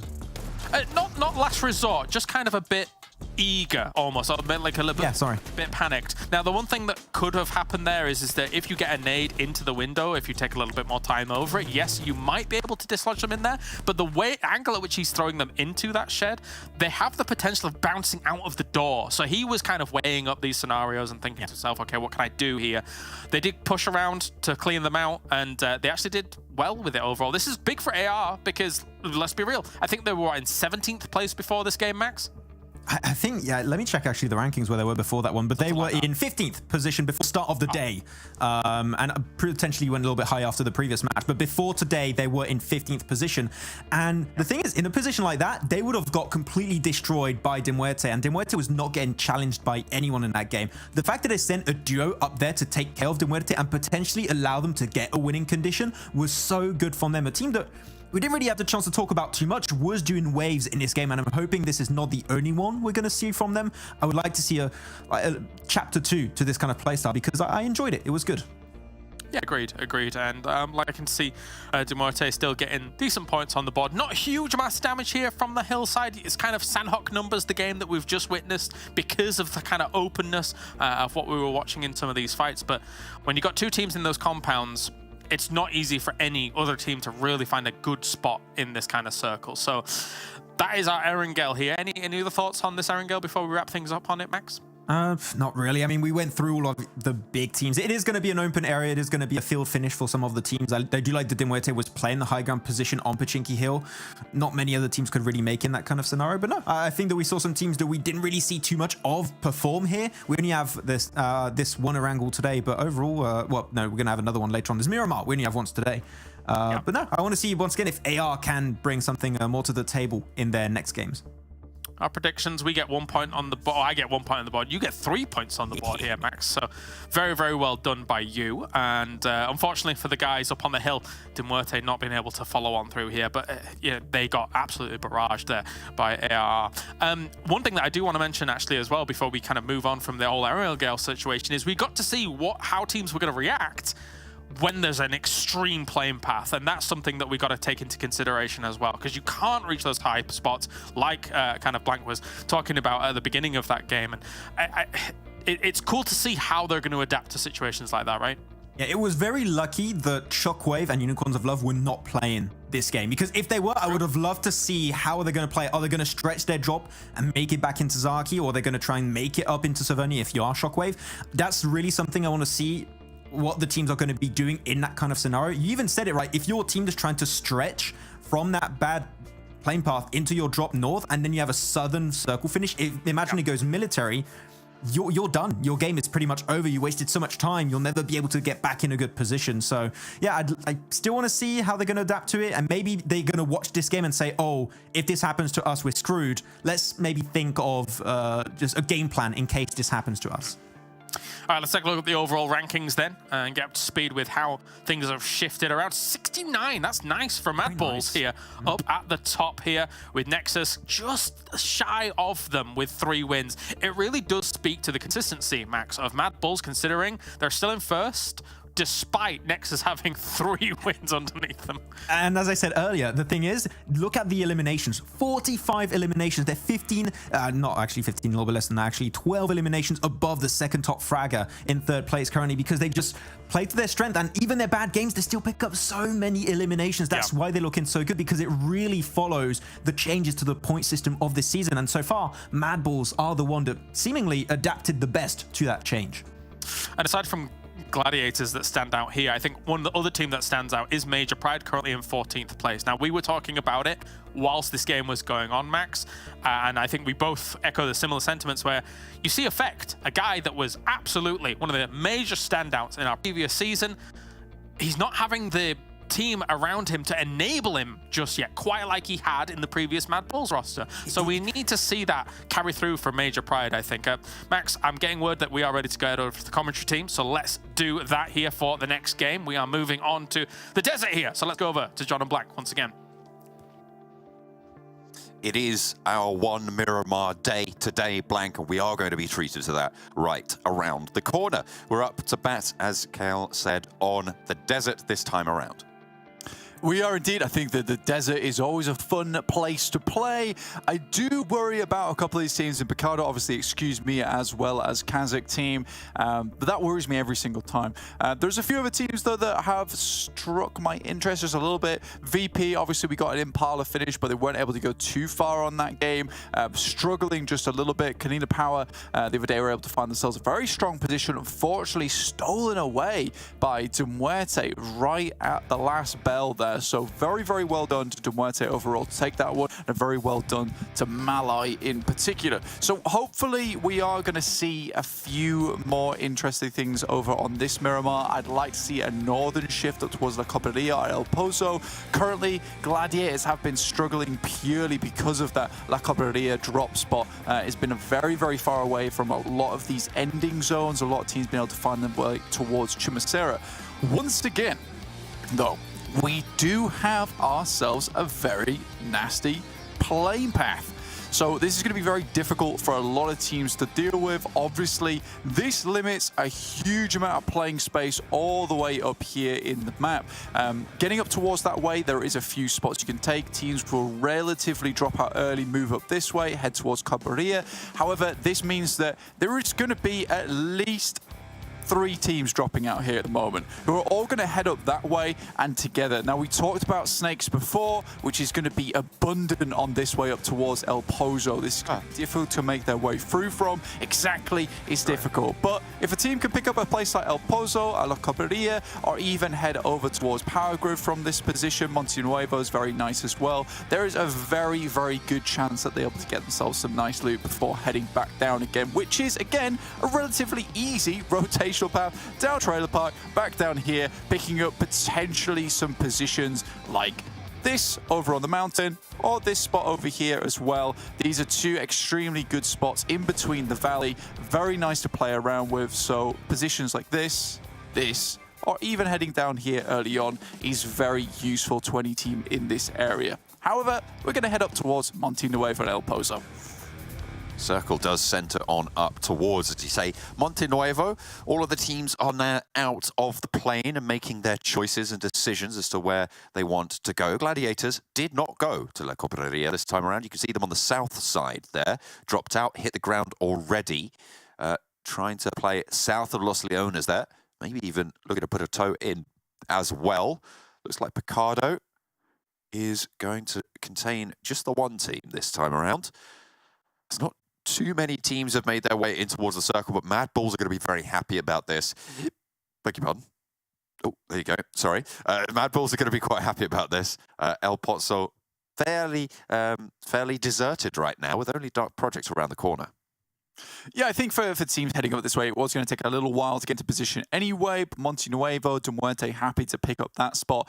Major Pride down towards Chumacera for the time being. Interestingly enough, La Copperia completely deserted, and Gladiators head down towards that south side of Los Leones. Now, you look at this as a change from Gladiators, and it was a much needed one as well. They need to start adapting to some of these positions, some of these drops. They can't just force their way in towards their original drop spots and hope that it goes well. They have to switch something up now because they're a strong team. But one thing we haven't seen is them ever in a strong position to play out the rest of the game. Always being thwarted by something or other that has been making their games very, very tough.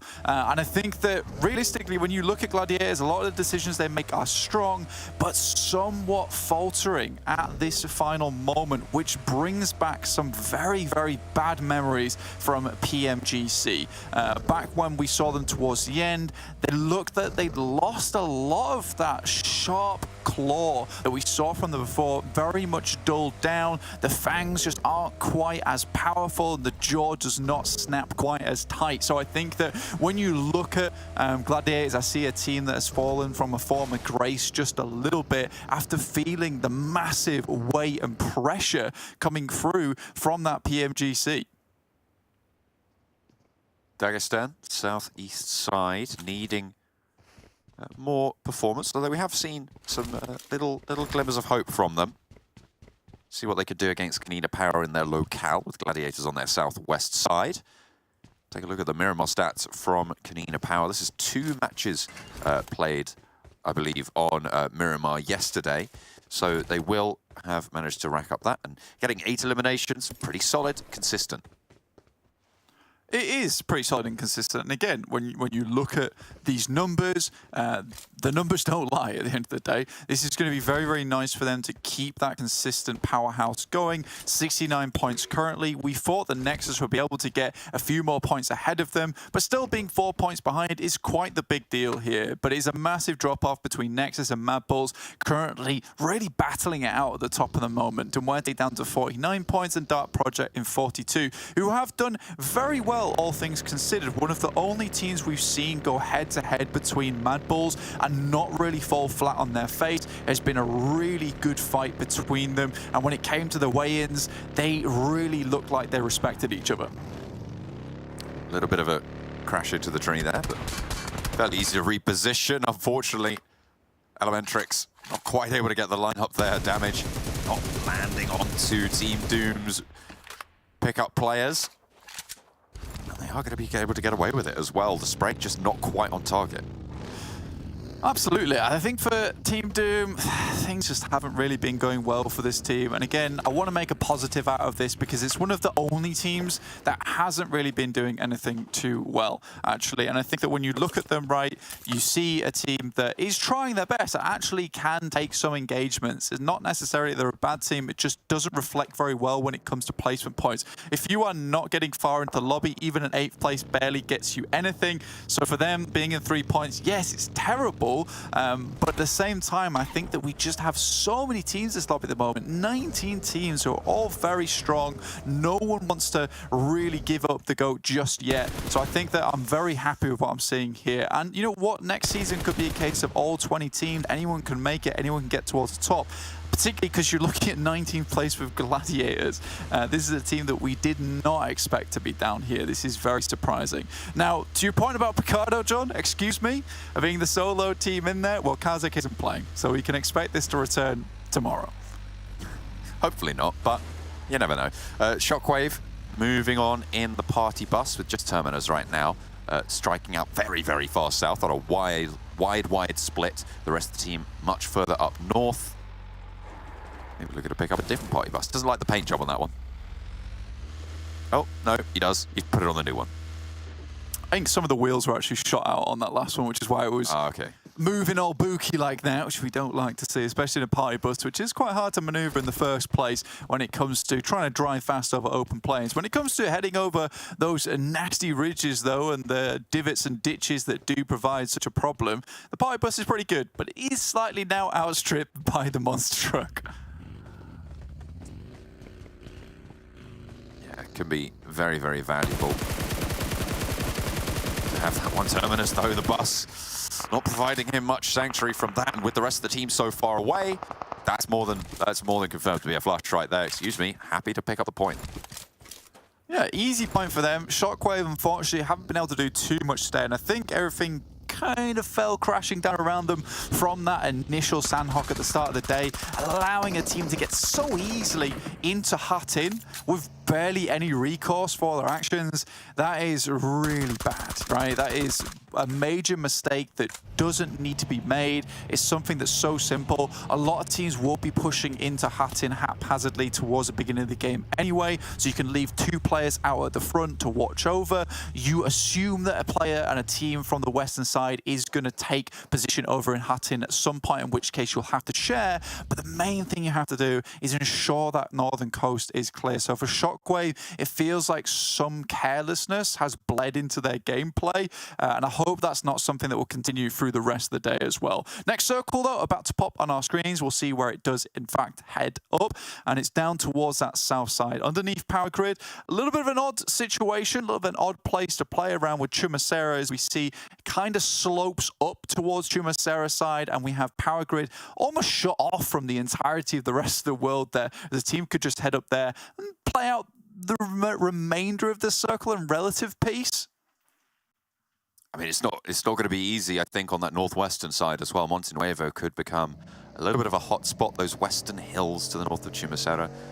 ARR, after a solid finish in the last game, despite being taken down at the end, looking to try and convert all the way out in the blue near Cruz de Valle, with their forward position just moving past Hacienda del Patron. They will come into contact with Nexus, however, near Minas Generalis.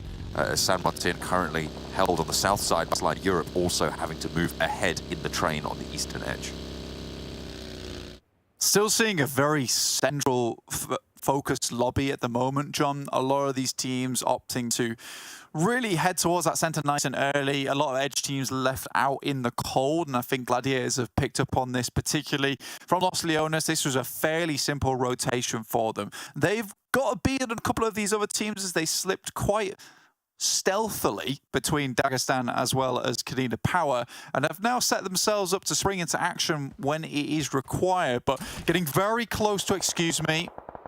Little mistakes like this can cost a lot, though, and for Gladiators, this is something that they have had to deal with quite frequently over the past day and a half or so, which is just losing members quite early to some careless mistakes. But again, this has been quite the good push, I would say.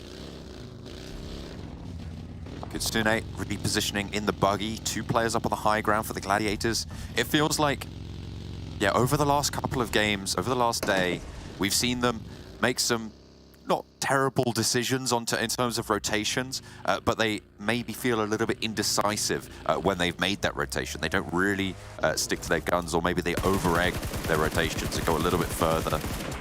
So hopefully they can tidy those up. Nexus get caught out there. A little bit of a 1-2 trade between Nexus and ARR.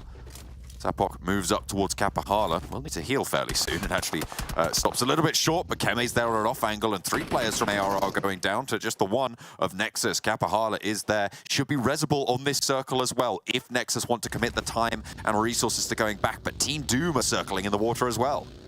Yeah, an interesting play there from AAR. I think that, you know, lightning doesn't always strike twice. In fact, rarely ever does. So trying to just jump straight into the backside of a team like it happened with Muerte isn't something that should work, right? It's something that most teams are prepared for, and Nexus has this very annoying capability to leave players as backstops. Even if it puts them in slightly worse situations, leaving those backstops means that they're able to have players watch over positions that maybe someone else is playing from, and these crossfires is what makes Nexus quite scary towards the beginning of these games. Shockwave now, 2 players versus the entirety of Dark Project. And I don't know about you, John, but this doesn't look good for the prospects of Shockwave. Not ideal. They've lost players, they've been bleeding out. And now there's 2 of them holding off. Aza around the corner has got the Tommy gun. Can unleash a lot of bullets in quick succession, but unfortunately lost a teammate, and that's probably even more valuable. Up the stairs, Vaneska goes and will fade away. They don't want to over-commit here. Aza has got that Tommy gun, lines up 1 knock, but it's not going to be enough to keep them from flowing on through the doorway. Really nicely pushed there by Dark Project. Yeah, you know that when there's 2 players on the top floor, that's likely all that there's going to be in that situation. So Dark Project quickly read the scenario, and this is a team that is unafraid at the best of times. So I think for them, really, really well done to move fearlessly in towards that position, pick up the knock, pick up the elimination, knowing that they most likely will lose a player in the process, but they know that they'll be able to get the res off afterwards. So very, very well done there. Circle heads down towards the south side, just a little bit here, John.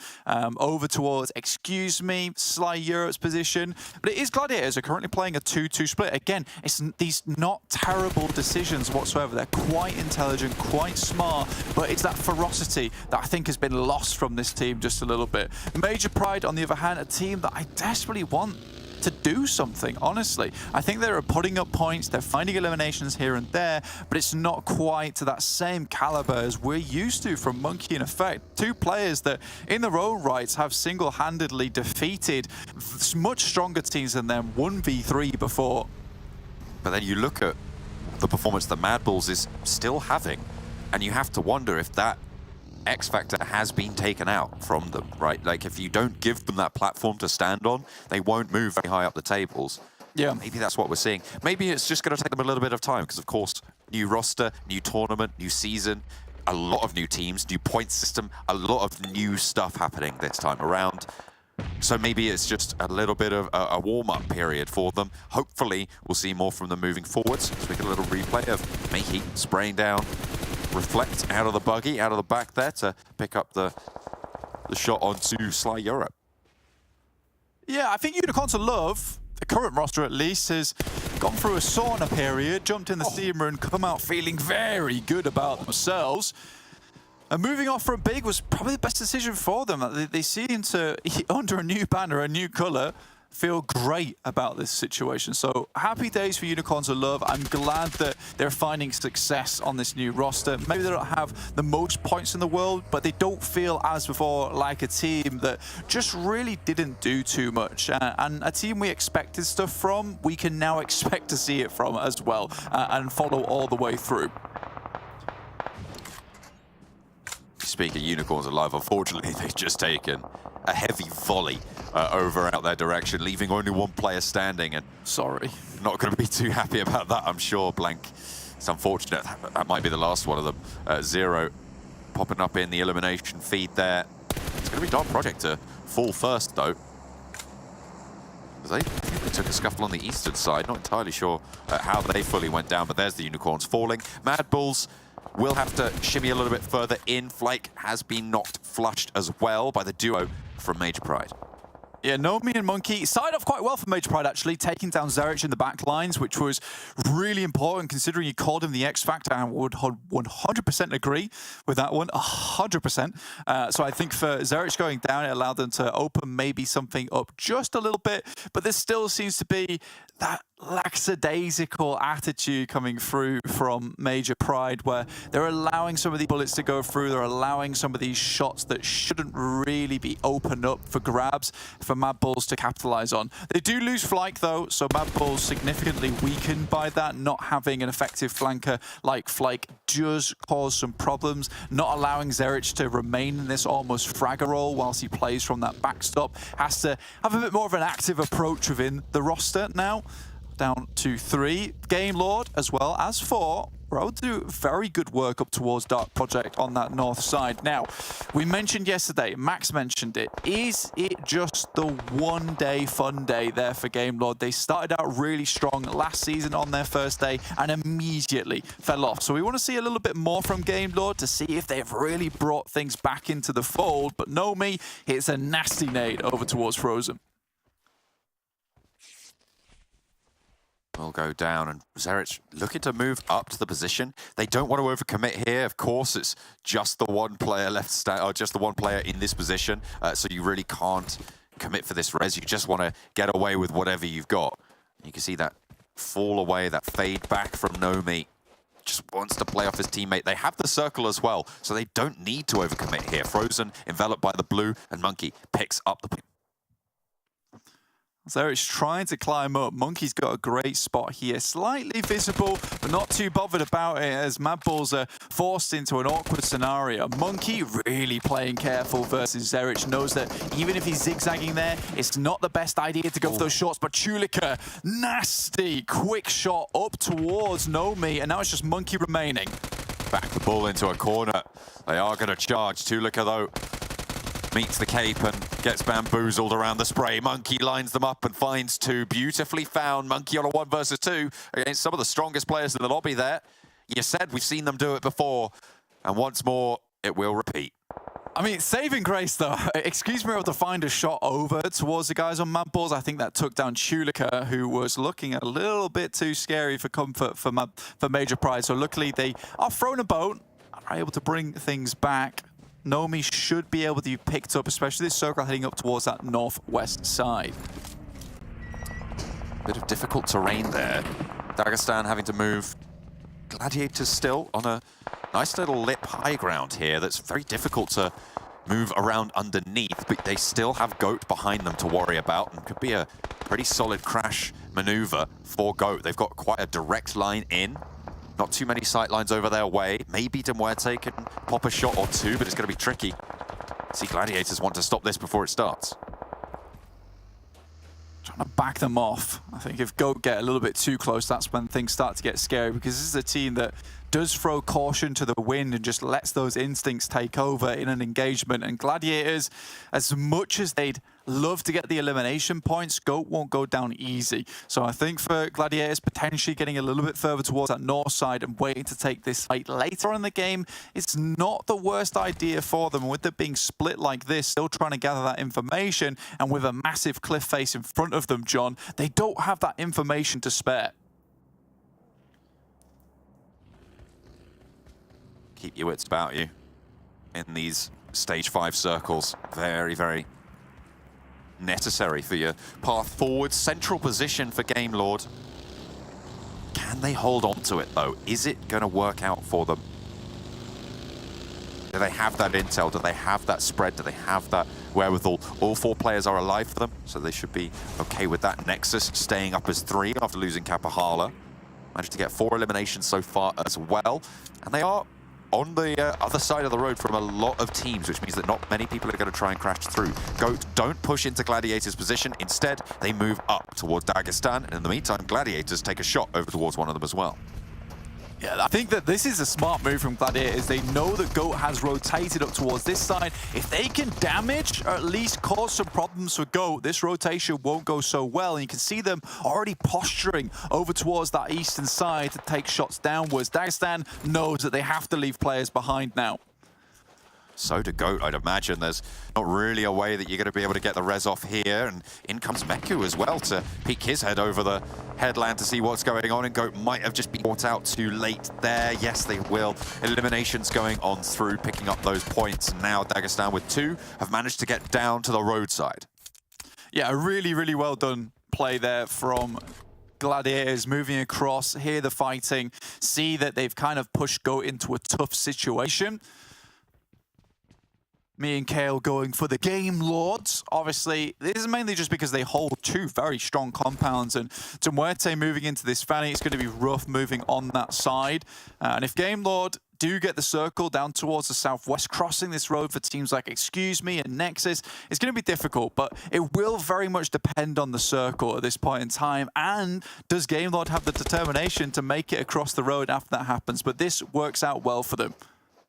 A knock and a flush over towards one of the major Pride players. Just Monkey remains. Discrim did get knocked, but it's very, very resable. There's the circle.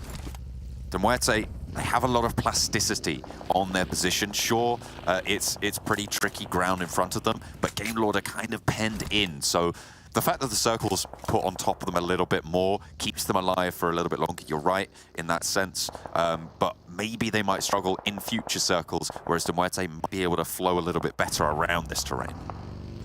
I mean, it's going to push them all the way over the top here. You can see that when you head down towards Game Lord, it is really rough to move in towards that spot. There's hardly any cover in this area, so for Muerte, a northern push is more than ideal for them. I think taking the fight to Game Lord with the amount of cover, the amount of compounds they're currently playing, it's going to be difficult. The one thing I do have reservations about right now is that I understand Game Lord still wants to keep presence down towards that south side, but after you hear that shooting, I do think it's wise to maybe send both players from that south side, give up that compound for now, and try and reinforce this area on the northwestern side. You are never going to be able to hold both compounds all the way through the game, but you might be able to hold one and at least solidify a position on the map.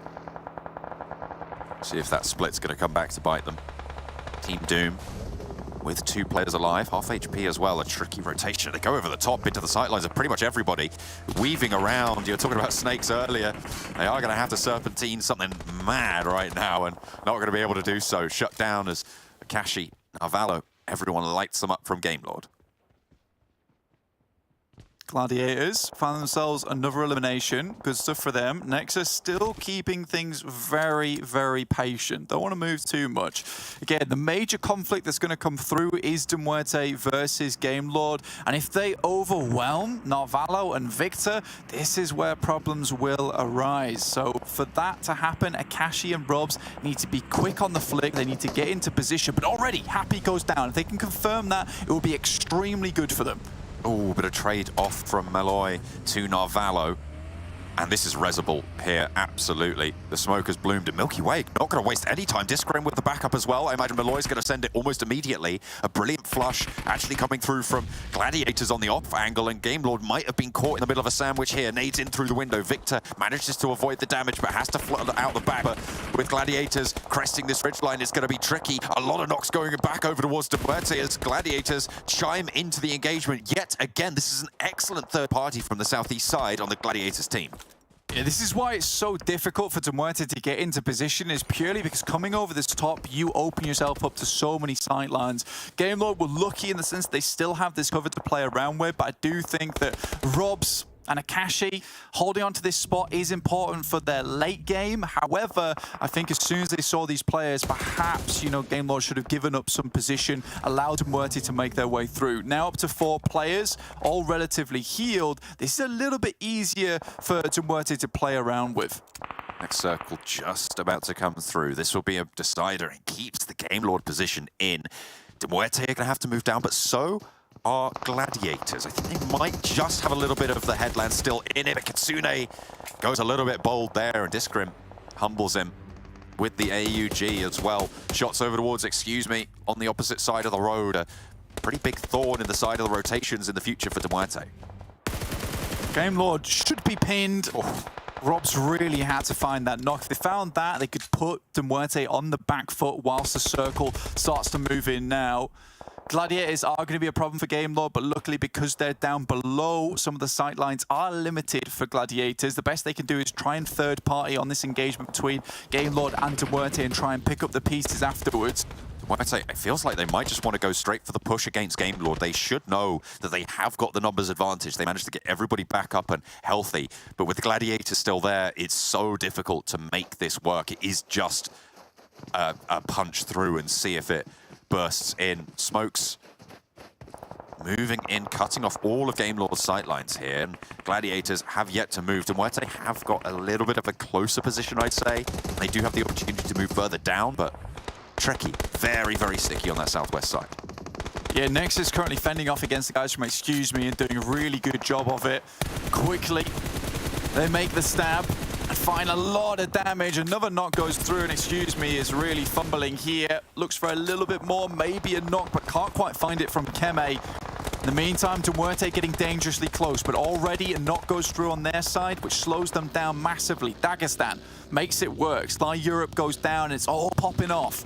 Keme rolls on around, wants a little bit more information over onto Excuse Me's position. Muerte getting cut down on their push, flushed onto Milky Way on the west side. In the meantime, the southeast as Gladiators descend, charge straight on in and take down Sly Europe on the eastern side. Now a two-team battle over on that western edge as Muerte are down to 2 active players. Game Lord still up on 3.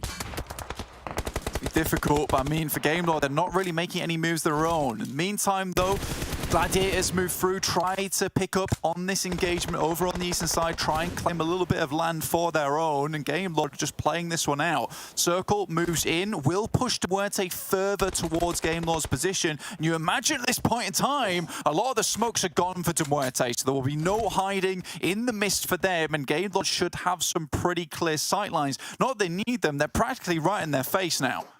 Gladiators going to have to move further forwards, but they are dominating this battlefield right now. Matic gets another shot over onto Muerte. A nade from Makashi, and now one player should be standing here around the side. You can see the bottom right of your screen, the spray, and Game Lord take Muerte out of the mix.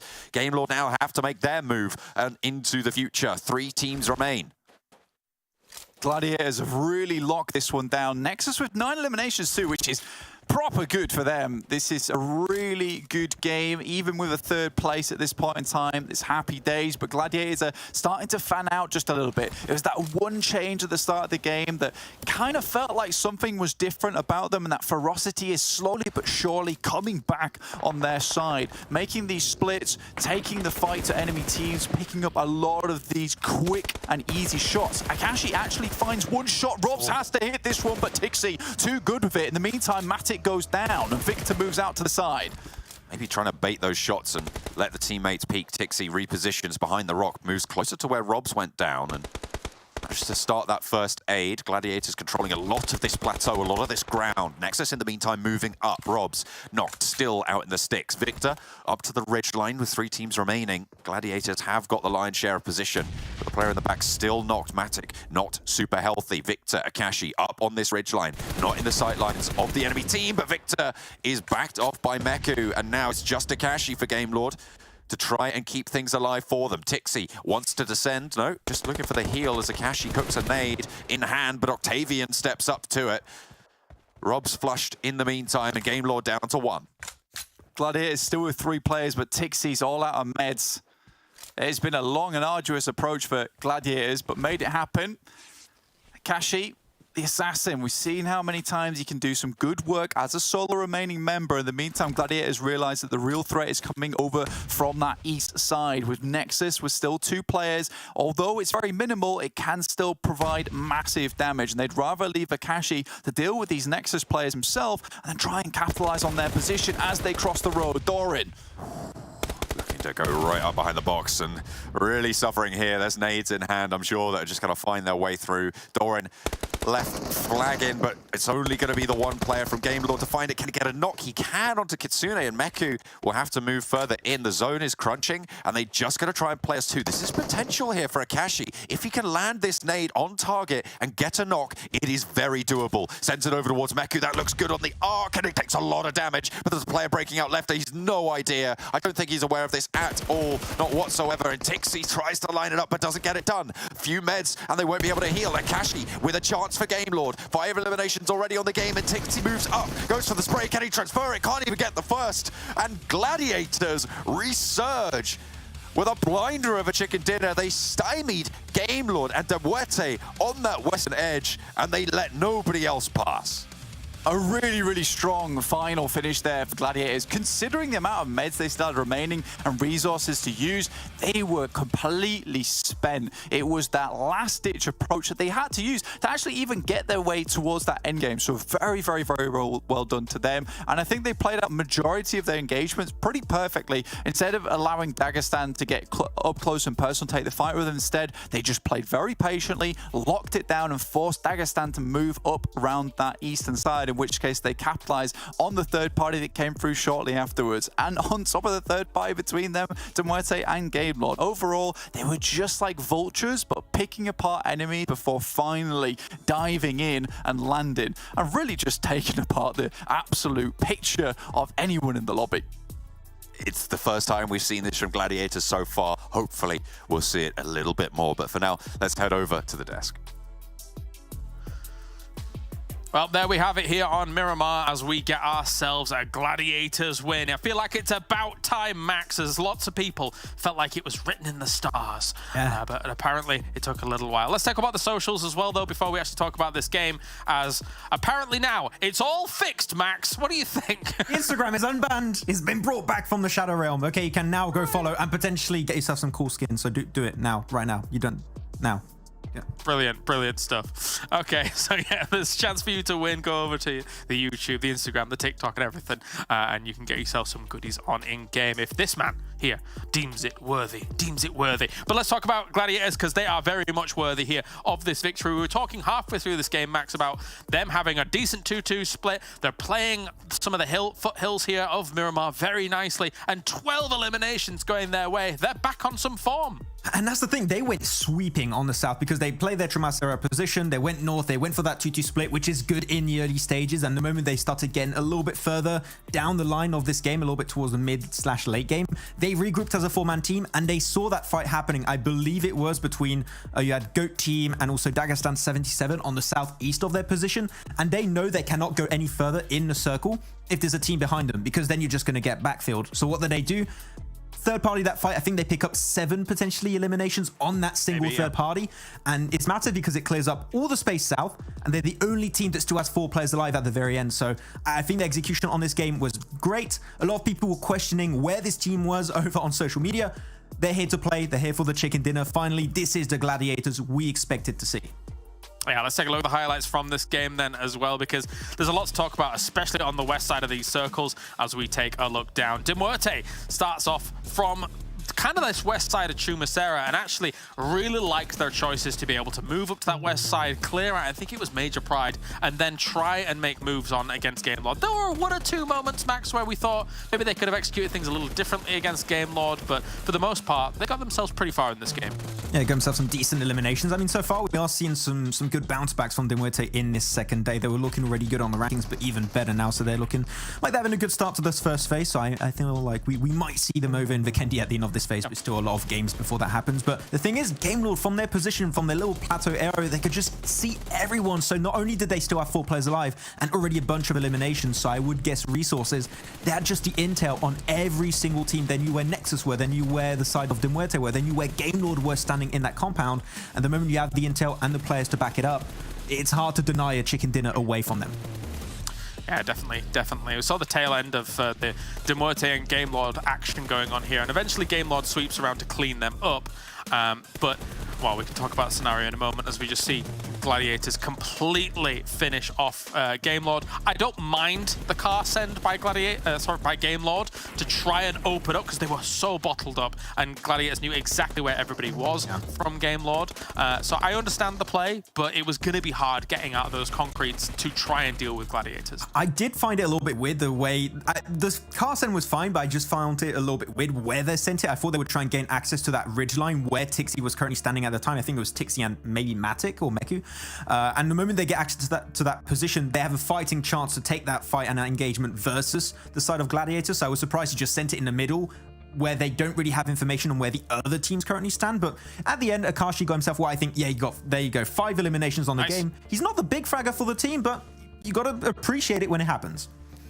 And Doran here, 1,200 damage coming in for the eliminations he's trying to put on out. That is a lot of... We keep seeing the 1K club being completely broken by some big names here in the lobby. So a lot of damage once again done by Nexus. I feel like for the most part, you know, they were in a pretty decent spot through these circles and just able to kind of ADR farm here, Max. Yeah, we were discussing it quite a few times actually, Kalaris, that their team that when chasing the circle maybe struggled a little bit. They've been chasing the circle a long time this game from the western side of Picado, always trying to play the edge of the circle, and they sweeped a few teams over there. I think, excuse me, also that was the big team they were able to sweep. So yeah, it seemed like we saw Nexus Gaming play a little bit out of their comfort zone, but looking at this head-to-head of Gladiators and Gamelord, I mean, the damage is just coming in big time for these two teams. And Gamelord, unlike that Erangel from yesterday, it seemed like that thing's a little bit more under control, even though I think Muerte could have done better, but it's still some good numbers.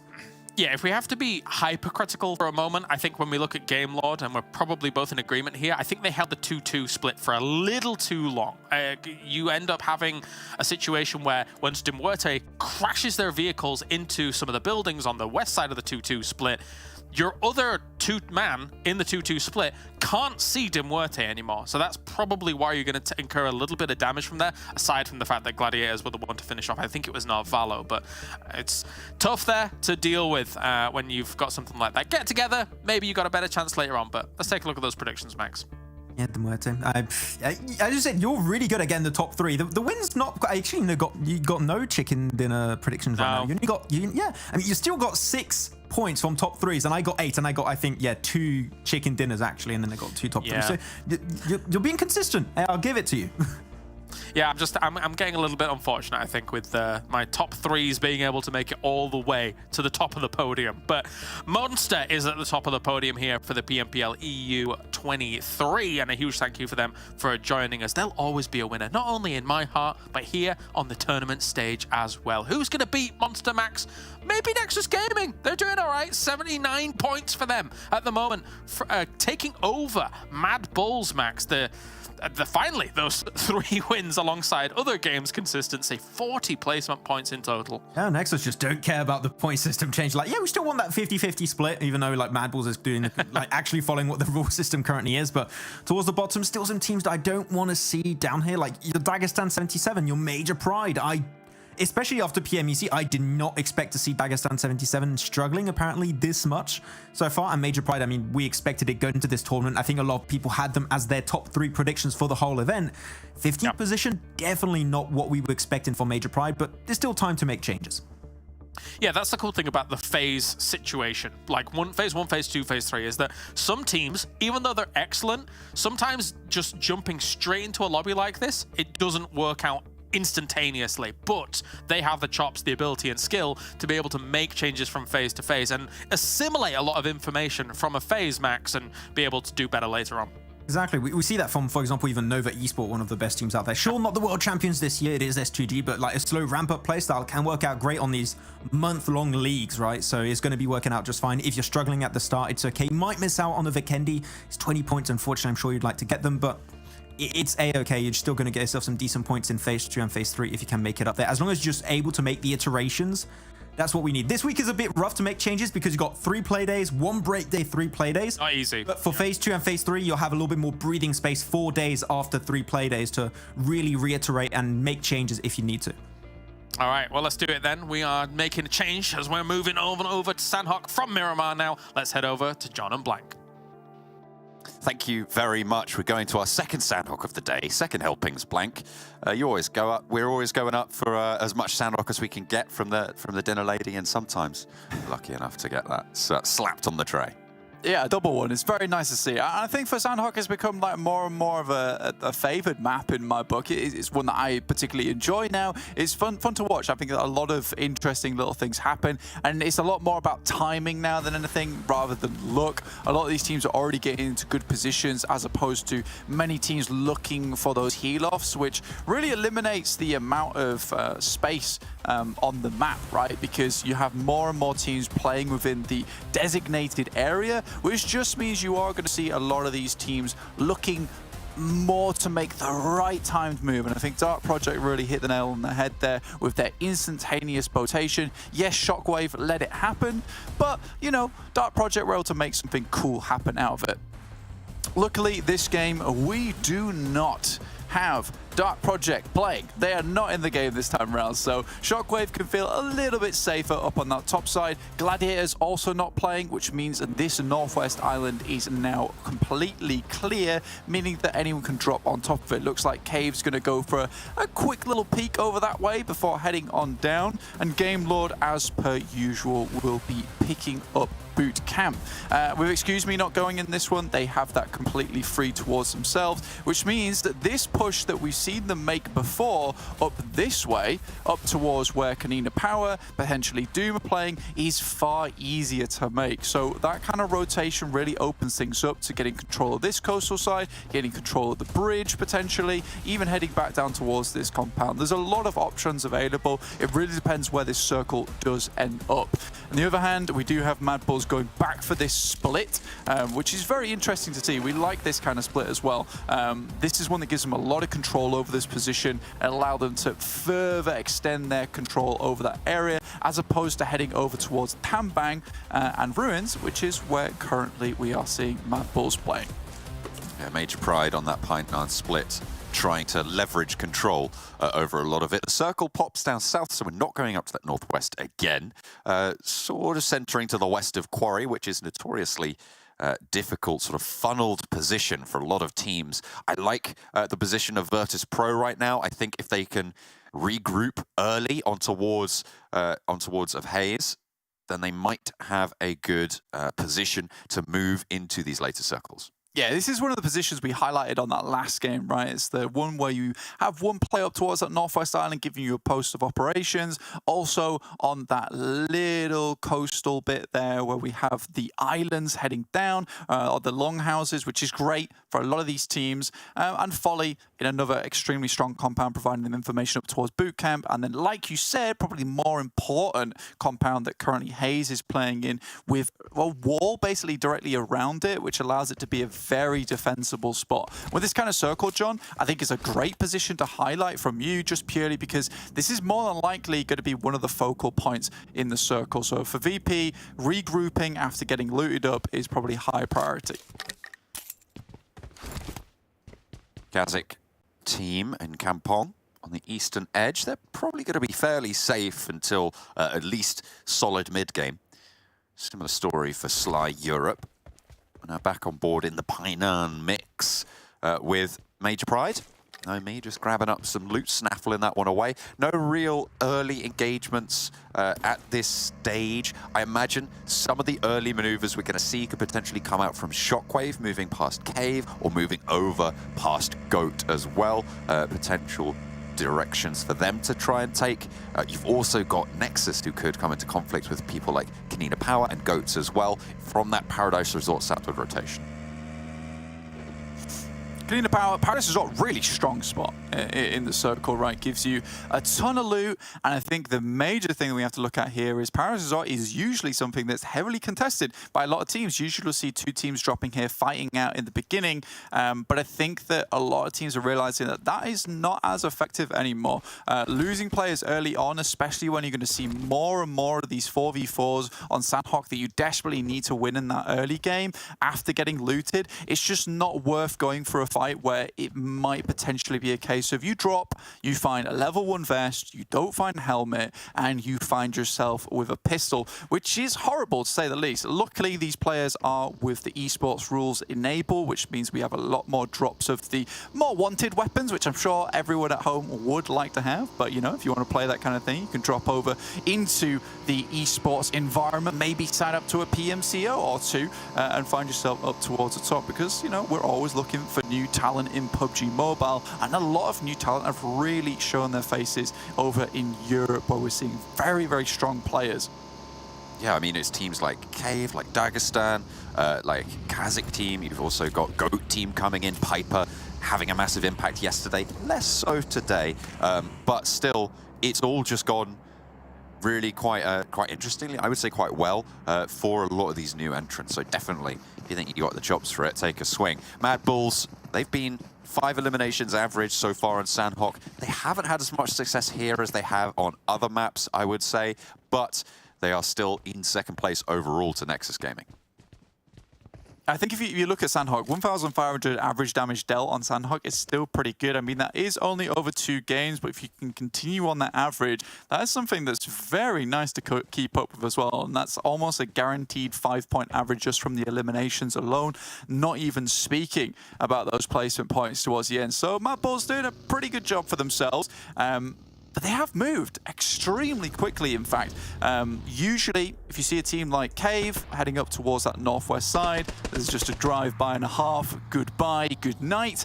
But if you see a team like Cave that was playing up towards Camp Alpha, towards that northwest island, typically you want to move down, and there's a nice bit of high ground just above ruins. It's one of the worst parts about looting in ruins is you can get some people sauntering in towards that high ground, taking shots at you whilst you're on the low ground in ruins, which is kind of in this bit of a crater, but instead MadBulls quickly loot, immediately move out towards that eastern side. Even I was surprised by the speed and alacrity of that movement, getting themselves underneath VIRTUS.PRO, who've actually left that compound we were talking about earlier, which I think is a little bit of a mistake.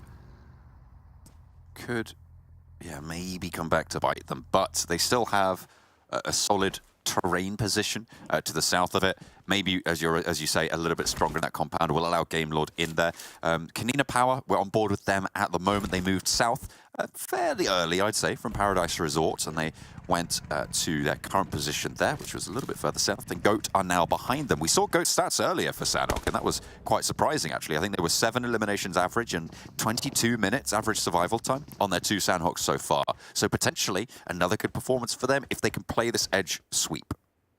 Yeah, I mean, they've been performing fairly well, and I think that, you know, they really do excel in these kind of maps where it is just full-on action all the time. And honestly, I think GOAT is a team that just loves that kind of environment where they can go from fight to fight to fight. They feel like they don't tire very easily either.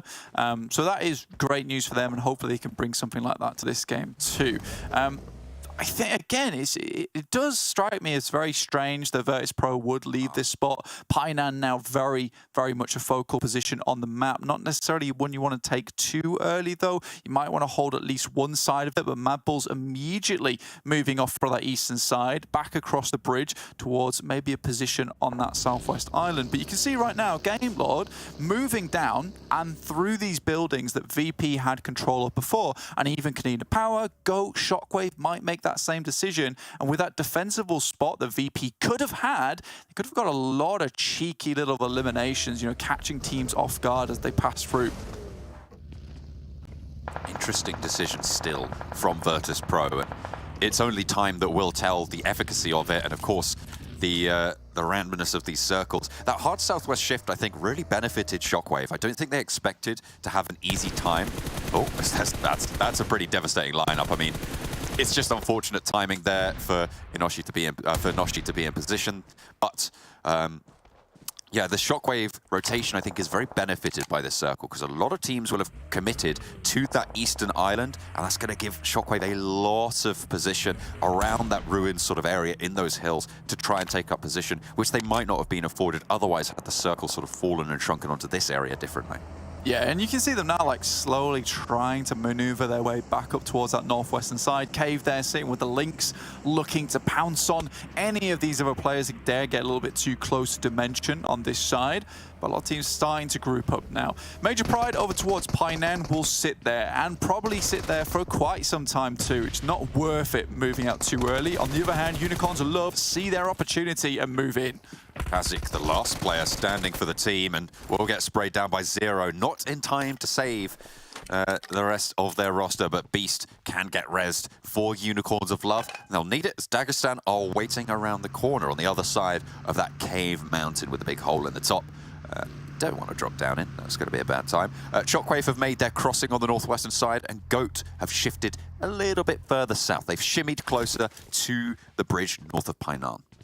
Yeah, and again, I don't want to talk about this too much, but that position, right, that we saw earlier on that VIRTUS.PRO was taking, which is on the northwest island, down towards these longhouses on the river, underneath boot camp, and then a really strong spot on the eastern side. That is afforded so that you have a place to go every single time. Each one of those areas, very strong, no matter where the circle goes. You just have to pick the right one, and VIRTUS.PRO has given up on all of them. That is why I find it so interesting, and Game Lord is probably laughing to themselves right now as they pick up this spot. It's going to be really strong at holding out teams towards their northern side and also giving them a defensible spot to play from going forward. Pretty much just a fort right in the middle, as Painan is really just a load of rickety shacks, right? It's very easy to get in. It's quite easy to send 1 or 2 players and get them in unnoticed, in which case Major Pride can come for a major surprise. If one of those players able to take one of them down, getting that knock opens up a lot of possibilities going forward. A major asterisk, I would say, on those compounds, though, is that if the circle shifts southwest, then you do need to move, and that is going to be tricky. But you talked about how getting into Painan potentially easier. Goat's going to challenge Game Lord, and that shift does head southwest, so it's likely we're going to finish on that side. Potential need to move, but Goat is going to be embroiled now on one of those key compounds you're talking about, looking for that high-value position. We'll just have to see how that unfolds as the rest of the circle continues to beat around the bush. Dagestan taking on Unicorns of Love as well in the southeastern side, and at the moment Goat definitely suffering for trying to crash into this compound. And this is what you're talking about, the value and the strength of a position like this. Absolutely. It's ground control to Major Tom here, and they're requesting some assistance against some Space Goats, in which case they're very happy to oblige here as Game Lord sends a barrage of nades over towards Goat as they push on this position. Very difficult to take away from this. Akashi, the only one to go down. Now moving in with the DBS is Robs, his specialty indeed. And you think to yourself, Goat is almost... they are done at this point. Robs moves in with the DBS. It is over.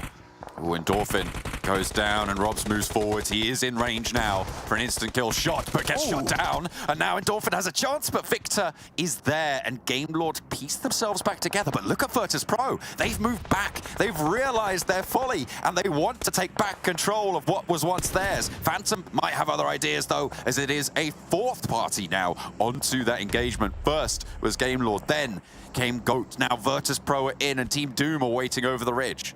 Yeah, a real tricky position now is Game Lord in. With them losing a couple of players, a couple more than they might have wanted to versus that single, they're going to have to get regrouped very quickly. With Narvalo actually falling to that 3rd party, now just 3v4, it's not ideal. With VIRTUS.PRO actually taking up the better part of the compound. Remember, Game Lord had to move into where Goat was playing, which was very quickly dispatched. Nexus as well, losing a lot of players on their approach as well, all the way on the eastern side. We talked about timing at the beginning of this map, man. And honestly, a lot of these teams just have got their timing all messed up. The watches are on the wrong hour. Need to bring them backwards, guys. To be fair, this is fairly probably new circle settings for a lot of these players as well. They will have not had too much time to get used to them because they'll be slightly different. The ones that were used at PMGC, and not all of these players will have played on them. So they'll have been used to playing these league stages in probably a little bit of a different way. Not only that, the point shift as well. It really does change how the dynamic of this lobby falls through in terms of timing. Absolutely. I love that they gave each other a chance in the driver's seat, just in case something would change. It didn't, unfortunately. But Nexus, yeah, in a tough spot now. Losing quite a few players, which might now allow MadBulls to breach the gap between them and Nexus up at the top of the lobby. That is a real chance for them, but they're down towards the southeast side, still contending with the guys from Dagestan, potentially trying to pick up as many eliminations as possible as they understand that funnel that's going to be coming through from the southeast in Quarry. Major Pride, as I said, remained in Painan. They didn't move too much away from it, didn't try and hold the hillside. They understood that they needed to make this really, really reinforced, right? Couldn't allow anyone in towards that position. And now they can start to, I'd say, exert a little bit of force from this spot. Avalanche, 2 players there, taking down Nexus on the southeastern side, but they are still going to have to make that crossing. That is not going to be easy, not one bit. MadBulls with a pretty cheeky little split here, but Dagestan might be able to pin them down and take down Flake, get a spray, and that is going to be MadBulls down to 3 with a really very efficient flush there. Efficient flush is what you're looking for. So MadBulls look to continue to hold on towards this side, towards Dagestan. Shockwave still at 4. Again, you said at the beginning how you really liked the fact they had a lot of presence up towards that northern side, but not a lot of competition to work with. And now because they're all the way on this west, they have so much area to play around with. But Cave, again, another team that plays very well on Sanhok. Won out our last one. towards the center, might just be able to wait this one out, as again, a lot of teams around them did take themselves down. Keep moving forwards, takes a lot of damage from the nade. The MadBulls want to hold this one off as long as they can. Shotgun in hand for Zerich. See, he doesn't want to step out either. Knows that there's sightlines further back that he needs to be worried about, not just this close-up personal player. Playing discipline. MadBulls in the zone, so this fight can continue for a little bit of a while. It can play itself out. Keep dropping back, getting some healing done, but the nade pops out through the window. Avalanche down in the meantime. And Keep down, leaving Dagestan on 2 players now. Close up and Frozen puts him on ice. Takes Limbo Boom down. Now it's just Shifu in the back lines. Needs to pop a nade through, needs to find an opening on the MadBulls. Frozen looks for the cross and actually looking to try and cut off reinforcements there, but Frozen goes underneath and Tulika threads one through the window. Nicely held by the MadBulls 3. Yeah, just a little bit too much pressure being exerted by MadBulls there. Very well done, kind of splitting the attention altogether. I think that's a very different approach than what we saw from Game Lord versus Go. In that instance, you know, you see a lot of players coming from a lot of different directions, all looking quite juicy in terms of single shots, but every time you peek out to find one, there's a crossfire that's initiated. So very, very well done to the MadBulls to actually make that happen. That is a big, big shift down southeast over towards the Muerte compound, as well as keeping Cave in the mix of it. So all of these teams on the northwest, I say all, Shockwave and KONINA Power, going to potentially struggle here unless one of them can take the other out. Muerte is in an insane spot now. Very difficult to remove them from this position. With Shockwave up towards that northwest side, hard to get past KONINA Power, but it's Cave who moves in quite aggressively underneath across the road. Question is, can they find any shots over towards them? I know this position for Muerte is a little bit open, though. That is the difficulty. Great shots coming from Victor. This is what you want to see. This guy has been an absolute powerhouse. And I think pretty sure they both took each other down, and he'll wave the world goodbye, but knowing that he went out in a blaze of glory. If only VIRTUS.PRO had stuck there earlier, they'd have stopped Game Lord from getting in there in the first place, eh? Might have been. Exactly. You know, my frustrations came to reality, and that's all that matters.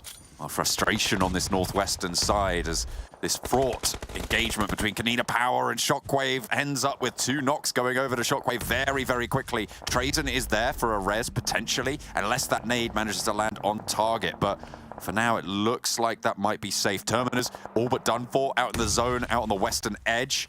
They need this res here from Trazen, but KONINA Power have the time to line up their charge across the hills. Yeah, I mean, for the guys on Shockwave, Terminus try to play something akin to what he did yesterday on Erangel, taking these aggressive angles, but he was a little bit too close to circle with absolutely no support around him. KONINA Power was just a little bit too fast on the whip, able to remove him. And now with KONINA Power actually having vehicles, repositioning becomes a real scary prospect for Shockwave. The fact that KONINA Power is able to be in places that they can't expect makes this 3v4 very difficult. Team Doom down.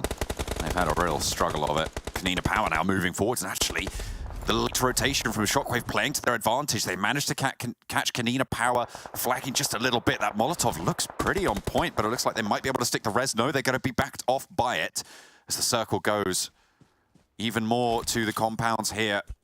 Definitely desperate for the res here, but look at the push coming through from Trazen. Backed off yet again. They want to isolate this. Palucci should be spotted on the left side, and Trazen with a sliver stays alive. Another KONINA Power player falls as well. The first aid being popped by Trazen here has the stims already. No Me in the meantime trying to play spoiler in the back lines and will be punished for it. Monkey moves up towards Azer, and they are split now on their focus. Shockwave trying to stay alive. 3 players in it, trying to frag out every direction. Azer needs to stand up now for the Shockwave roster. Trazen, attention sent out this way as well. Monkey over the top, needs to find this knock, but Azer falls first, and it's gonna be disaster for the Shockwave push. Trazen shut out as well, almost right on the edge there. Needs to take the fight with the KONINA Power players, but just caught in the middle of it, and Major Pride deal a death blow to the back lines of Shockwave. Yeah, it looked much more akin to the Major Pride that we know, for the fact that there was some really clutch plays there coming through. Nomi being down isn't ideal, but now MadBulls come up to try and finish the job. It is just Frozen, though. An absolutely crazy push coming through from him. Finds one. Can he find a little bit more? Effect is extremely low. In the blue. Looks to finish. Frozen hits the deck for the drop shot. Effect looks to be sticking the heel. Is he going to have time for the first aid? It was a tie before he was enveloped, but goes down now. Getting ticked away. Has to get back behind cover because Tulika has got the angle around the rock. Zerich falls in the meantime as Cave from the back that they rotated in was incredibly valuable for them, and the sightlines afforded by it are absolutely just so dominating over the fields of battle, and the shrink again to these compounds. I mean, Muerte has been all but given this one.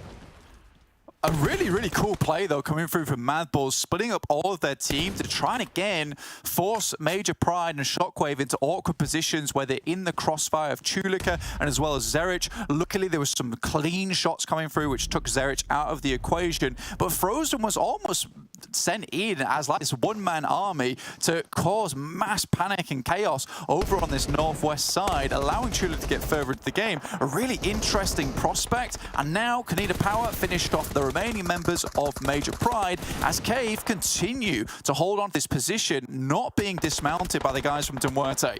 Tulika spotted out by Cave. Another elimination found, and MadBulls, KONINA Power very, very swiftly, both taken down. Who went down first there? I'm not entirely sure, but Muerte, 4 players alive across the way from Cave. Pitched warfare, and both of the teams are going to have to sidestep into the next zone. Be a little bit awkward. There is a compound for the guys from Cave to play with, but it's not ideal. A little bit smaller than the one that Muerte have to work with here. Means more angles, more sight lines, and again, this is horrible news for them. The fact that they can't get out of there as all their legs are exposed means that Muerte's engagement becomes so much easier. Yes, they don't have elimination points, but they identified this as a winning position. They should be able to take this one home. Cave, on the other hand, little to do, to nothing in fact. They need smokes, they don't have any. They're just slowly edging the vehicle upwards to provide some kind of cover to walk through, but get dismantled. There's only one player now standing at Muerte. Gonna deal the final blow, I'm sure. Dimension, no meds, no health, and no hope for Muerte to go down in front of him. Muerte take it back with a fairly quiet game, but in the end, they just had the winning position time and time again on the shift. Yeah, it was a really strong spot. And I think that you can kind of give them a lot of credit, actually, considering that, you know, they took that position, they realized it was coming that way, and they tried to remain as quiet as possible. When Cave came to challenge their spot, they did exactly what Game Lord refused to do versus them on Miramar, which is they pulled back into the other compound, regrouped, and remained there for the end game, knowing that their side of the compound much stronger. And if you are in a compound first, even if it's one that's split up between two, if you have the 2-2 split, you get the decision on where you'd like to regroup us for. So I think that's the major importance. Although Cave was also holding that position the entire time, Muerte always had the favored spot in their opinion. So very, very well done to Muerte. I think a lot of things went into that to make it perfect, to make it happen. And again, very, very nicely well played out. Again, though, Cave, second place and a first place today on Sanhok. Something's going right for them. Yeah, absolutely. I really liked that rotation that they made into the back. It was bold, it was fast, it was well executed. Fantastic news for Cave, but even better for Muerte as they take home another chicken dinner. That's right, boys. That's an oh no for Cave, unfortunately, as they got absolutely smashed and grabbed. Muerte takes the big points home for them here over the other side of the compound. Joining me is Max Man to talk about this game as well. Max, what? Oh no. On my notes, I've written down, I think, 10 question marks for what Cave did. You have a player that gets shot from under, like, that's the main issue with Sanhok. You can get shot underneath buildings. It happens once, okay, it's fine. Then you pick up the car, you get in the supercar to try and drive across. You don't even smoke it beforehand. Of course, they're just going to spray down the car. There are 4 players all locked and loaded on that exact position. You are not going to survive it. They still get 12 points for their troubles, but like, if Cave maybe smoked that one a little bit better, maybe we'd see Cave at the top of those leaderboards. for Sanhok, Cave has had a good hand dealt to them for the 2 Sanhoks we've had today. They can't quite get themselves the win off of this one, but Muerte looking pretty strong whilst being able to wrap around onto the other side of this compound and do well for them here. As we take a look at our 9th through 16th as well, not too many points going their way, not too much of a surprise, unfortunately for Nexus, despite being very much so at the tippity top. Only 2 points go their way here for Sanhok. But I mean, I was surprised whilst we watched this game here that the Painan situation somehow resolved itself. Major Pride to still be 4 alive coming out of there, Max. That was quite the spectacle. I think you pointed out too, I think they had, what, a 4-man split while inside Painan, and the fact that they, all the players alive during that position while there was, I think, 3-4 teams around Painan, and it was so hard to actually move away from it is really surprising. So yeah, Major Pride make it work out until MadBulls sent over just Frozen. Like, he pulled Talika apparently in this game. He just went solo and got himself, I think, 1 or 2 eliminations on the team. He just wanted to disrupt them as much as possible. It didn't allow MadBulls to go any further when it comes to placement points, but it got a few extra points thanks to those elims from Frozen. I hope we'll see that play eventually, because that was it was such a wild one that I was not expecting, but he just said YOLO, and it somewhat worked out, because after that, Major Pride were not able to do much to get involved in that game. Yeah, so actually that's a really good point, because when you look at MadBulls, and I think one thing that describes them really well is versatility. If you've got another player like a Tulika, like Frozen, guys that can go out solo and cause this much havoc, this much mayhem, and they're still consistently racking up points and consistently getting to those top 3s, it will be difficult to deal with MadBulls the later this tournament goes on, because they're going to gain confidence in this lobby, and we're seeing that here, even on Sanhok, which is difficult to have confidence on, Max. Yeah, exactly. You even see that Frozen, after he got knocked, he still fed the information over to his team. Major Pride were not going to go any further down here, and KONINA Power just opened their arms and picked up all the elims. But this is the one that I'm questioning really heavily. You got a player get knocked right there, they smoke it up a little bit too late, the car explodes, you lose every single player. A lot of question marks on my side from that side on Cave. And you say they are given, no, sometimes really good positions on these Sanhoks. Has been the case today so far. I would still like to see them convert these then given positions in a chicken dinner. They can do it. I think they've proven it already in the past in PMEC, but it was just not meant to be on this one. And the supercar players, I'm going to scratch my head to that one for some time. That was, yeah. Not super well thought out. Just slight adjustments could have maybe made it work out for them to even just get to the next building. But let's take a look at the damage coming in. It's MadBulls once again at the very top here with 2,076 to be able to get themselves 9 eliminations on the board. And again, they don't even make it into top 2, but they're still able to consistently get these points on the board. And I think, again, when you look at the points changes when it comes to placement overall and having this much emphasis on the elimination, holy moly, MadBulls is just constantly there, ever present, this looming threat across the rest of the lobby here, Max. Before this previous game, there were 13 eliminations ahead of second top fragging team of the lobby. Yep. I think it was the 3rd place team at the time. They're just going to lengthen that lead every time, and they really just adapt into the changes to the point system. I said it a few times already today, but it really goes to show that their quote-unquote bad games are just bad games when it comes to placement points. When it comes to eliminations, they've, I think, rarely had a bad performance so far, and it's been working out so well for them. And I wonder if teams after this, like today or maybe after tomorrow, and they have a break, they are going to look at this and say, okay, if we don't want to be left in the dust by MadBulls, maybe we should try and do something similar and start being a really aggressive team just like MadBulls. And as you said, they're a very versatile team. They can adapt to the situation on a dime, it seems, and I think that other teams could learn from that and just improve pretty significantly if they do so. Well, let's take a look at the predictions here from the talent then as well. For Max, he gets the Muerte pick. He knocks it out the park. You picked Shockwave. Oh, you did? Oh, okay. Oh, wow. Yes, we did. Now, what is interesting about picking Shockwave here is that I just feel like all of us had the same idea. It was like, okay, they've got so much of that west side open for them, but they were slow to move south from their west position and allow KONINA Power to leapfrog ahead of them. If that doesn't happen, I think this game is very different for Shockwave, but KONINA Power to leapfrog ahead really caused them so many problems here, Max. I think we all looked back, I mean, you guys at least, all looked back on Shockwave's game from yesterday and like, okay, they can be a very sneaky team that in those kind of situations, they can get himself in a really good position, like on that fight versus Game Lord yesterday on the Erangel. But as you said, KONINA Power was in a really good position, and they did not get in that position in time. So yeah, KONINA Power did end up being the death of them. And also they had so many other teams that were in good positions inside the circle. So a little bit unfortunate, but when it comes to the map performance over here on this map, which map is this one? Erangel. This is for Erangel. Okay, yeah, but we can expect the same from MadBulls then. They got 9 limbs on the previous game. The average is 9 on Erangel. They're going to get some more limbs. It's, yeah, that's going to happen, I'm sure.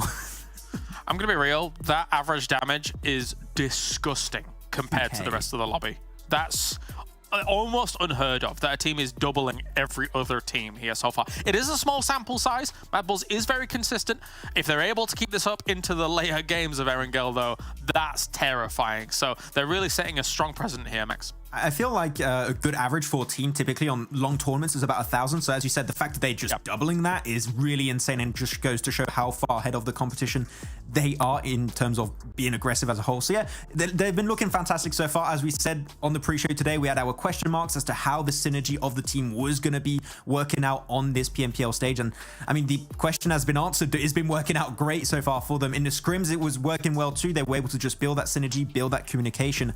And now they just feel like the most comfortable team in this PMPL. And if there's any team I would want to send up against S2G in the championship, the current world champions of PUBG Mobile, currently would have to be the MadBulls, because they're just looking like a team that could go up against the Turkish playstyle.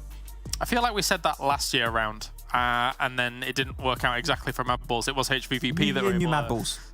Okay, we'll see. We'll see.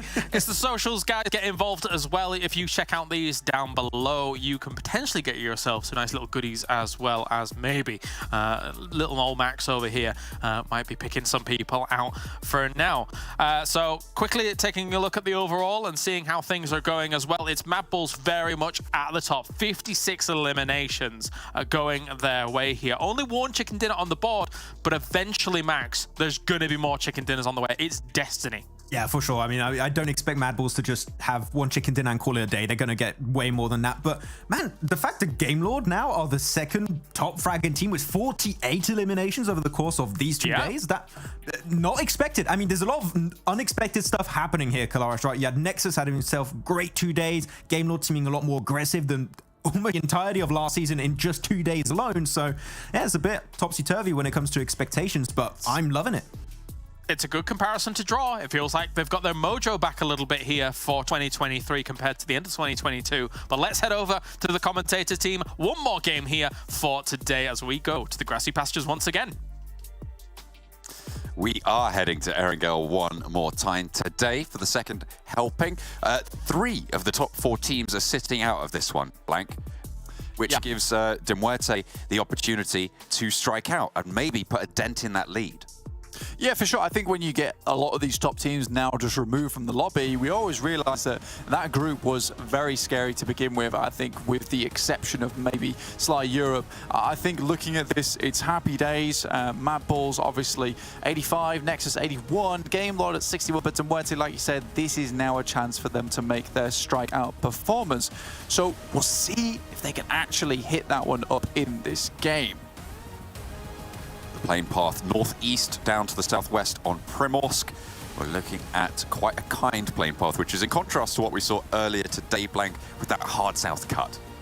Absolutely. I think that, you know, you look at this plane path, it opens up absolutely everything from this side of the map down to here. You know, Nova Apnoia maybe just a little bit more difficult to reach, but Muerte getting down to Lipovka, very easy for them to head up. And this will give them a little bit more opportunity to potentially move up towards this area of the map, towards Kameshki, maybe even over to Swerny, and then head down towards Box Compound. That is a rotation that's available to them. Equally, they have had very good success circumventing GameLord before. But now, when we look at this on this side of the screen, with GameLord not actually playing, this is going to give them supreme amount of space to play on this eastern side of the map, allowing them to do things that perhaps they weren't able to do in other games. And you can already see, just by the way the Discrim is currently playing, he's very far out of the way. They realize that Yasnaya is completely open. They can do what the hell they want with this, but with this circle, it is going to be a beeline down this way to hold out Milta. Oh, wow, this is This is a very, very hard shift on the circle. You're right, that rotation going to be linked on up. Discrim was dropping for that vehicle near VIRTUS.PRO, which is going to take their rotation a little bit, wind out the sails there and give them a little bit less maneuverability. Is he going further into VIRTUS.PRO's position near shelter? Maybe he's trying to get a pick and then escape. Could be pretty valuable if he's able to get it. I think hearing potential players around shelter side, Discrim providing that information back is more important than you might think.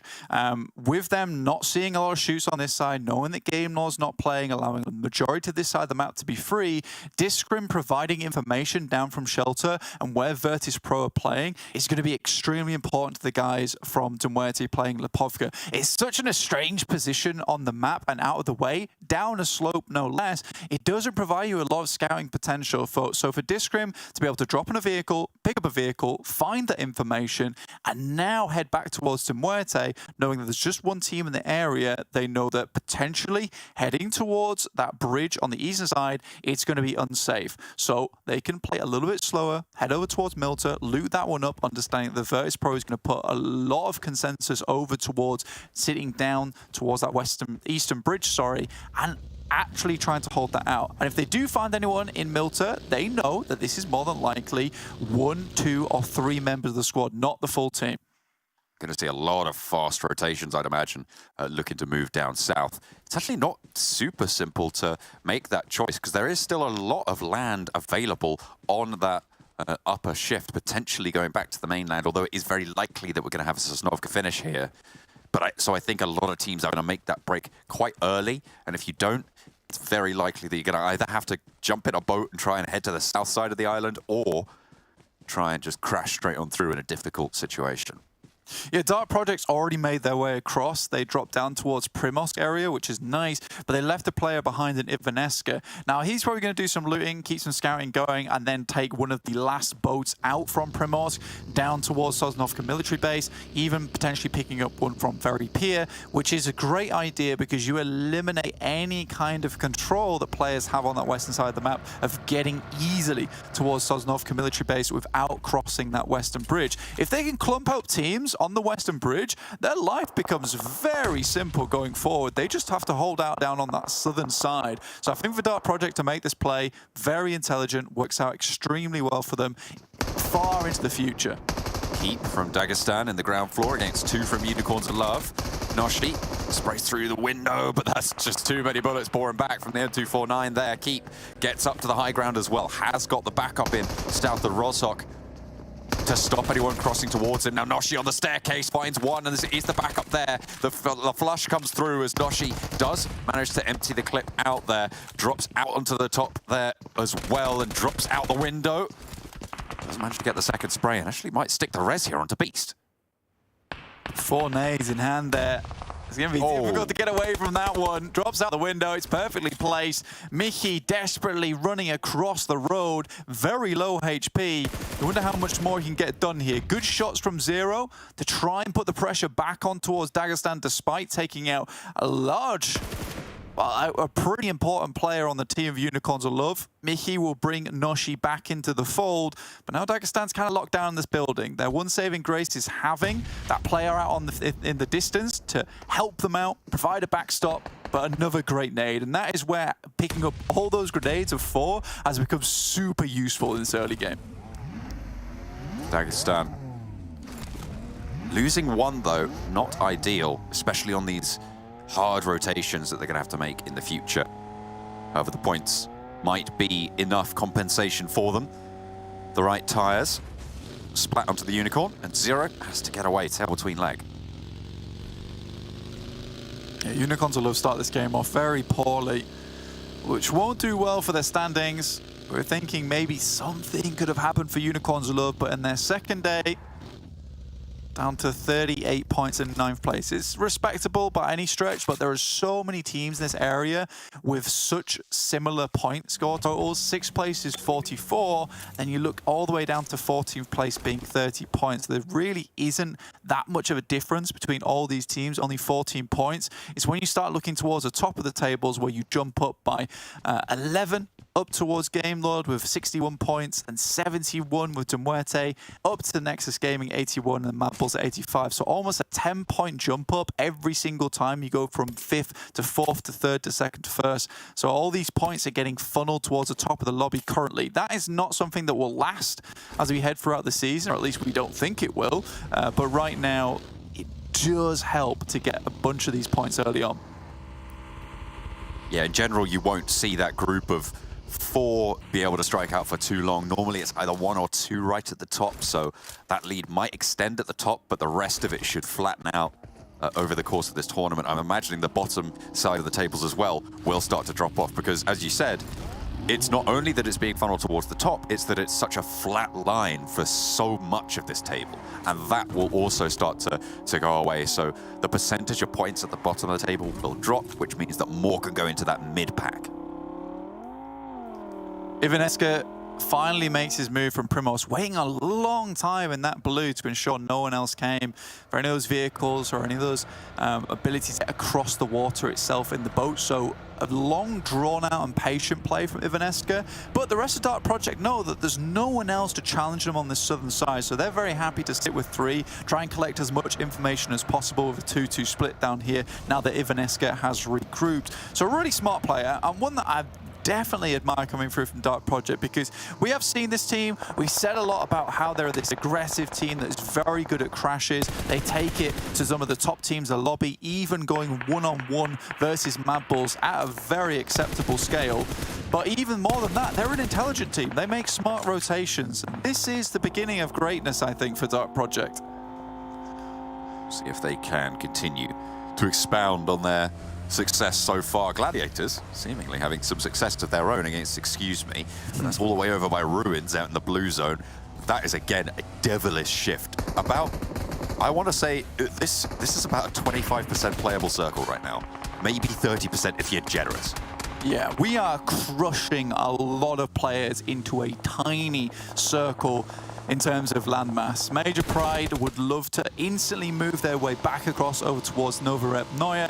Again, it's not a position that provides you a huge amount of safety though, as there's a lot of places to hold in, and already this play coming through from Dark Project is in effect. You see this, all these players have to flow through that western bridge, over these ridge sides. There's going to be casualties, there's going to be teams broken up in the process. Yes, Dark Project won't get any eliminations for it, but in their mind, it's going to assist them into the future. They can really push into a strong position now ahead of anyone else. If we look at this, there is currently only 4 teams within the circle as of yet. At this stage of the game, as Circle 3 starts to close in, this is really important. Cave managed to pick up the elimination point there. Influence. Scouring for the meds. Level 1 vest, but level 3 helmet there, so that should be a nice little peak opportunity. First aid starting to tick on through, but doesn't really have too much more to work with, so make sure you stim up before you get on the bike, heal as you go. We've got a long way to trek through as well. This is a very, very hard path ahead of them. Muerte start to strike out. They went to Novo early after their drop in Lipovka. And they were able to now leverage moving even further south on this position. Dark Project, they're down to 2 active after the knock from Milky Way. The M249 seeing a little bit of play so far in this Erangel. For Dark Project, they made all the right decisions on that western side. They even pushed around and through, picked a compound that they thought no one would be in as of yet with the amount of teams that had to move through that position on the eastern side. But what they didn't factor in was just how free all that space was for Muerte on the eastern side of the map. Lipovka, no one was there. No one was down towards Milta Power either, with Nexus not playing in this game. So for Muerte to get towards this position so quickly is not a massive stretch, honestly, to think, but it's just something that Dark Project didn't consider coming into this game, and they suffered because of it, even though what I would say they made some of the smartest decisions in the early game, but they did not set themselves up for the success by not assuming there was a team already here. This is zone 2 moving into 3, which means that these reses are possible, assuming they have the meds to support it.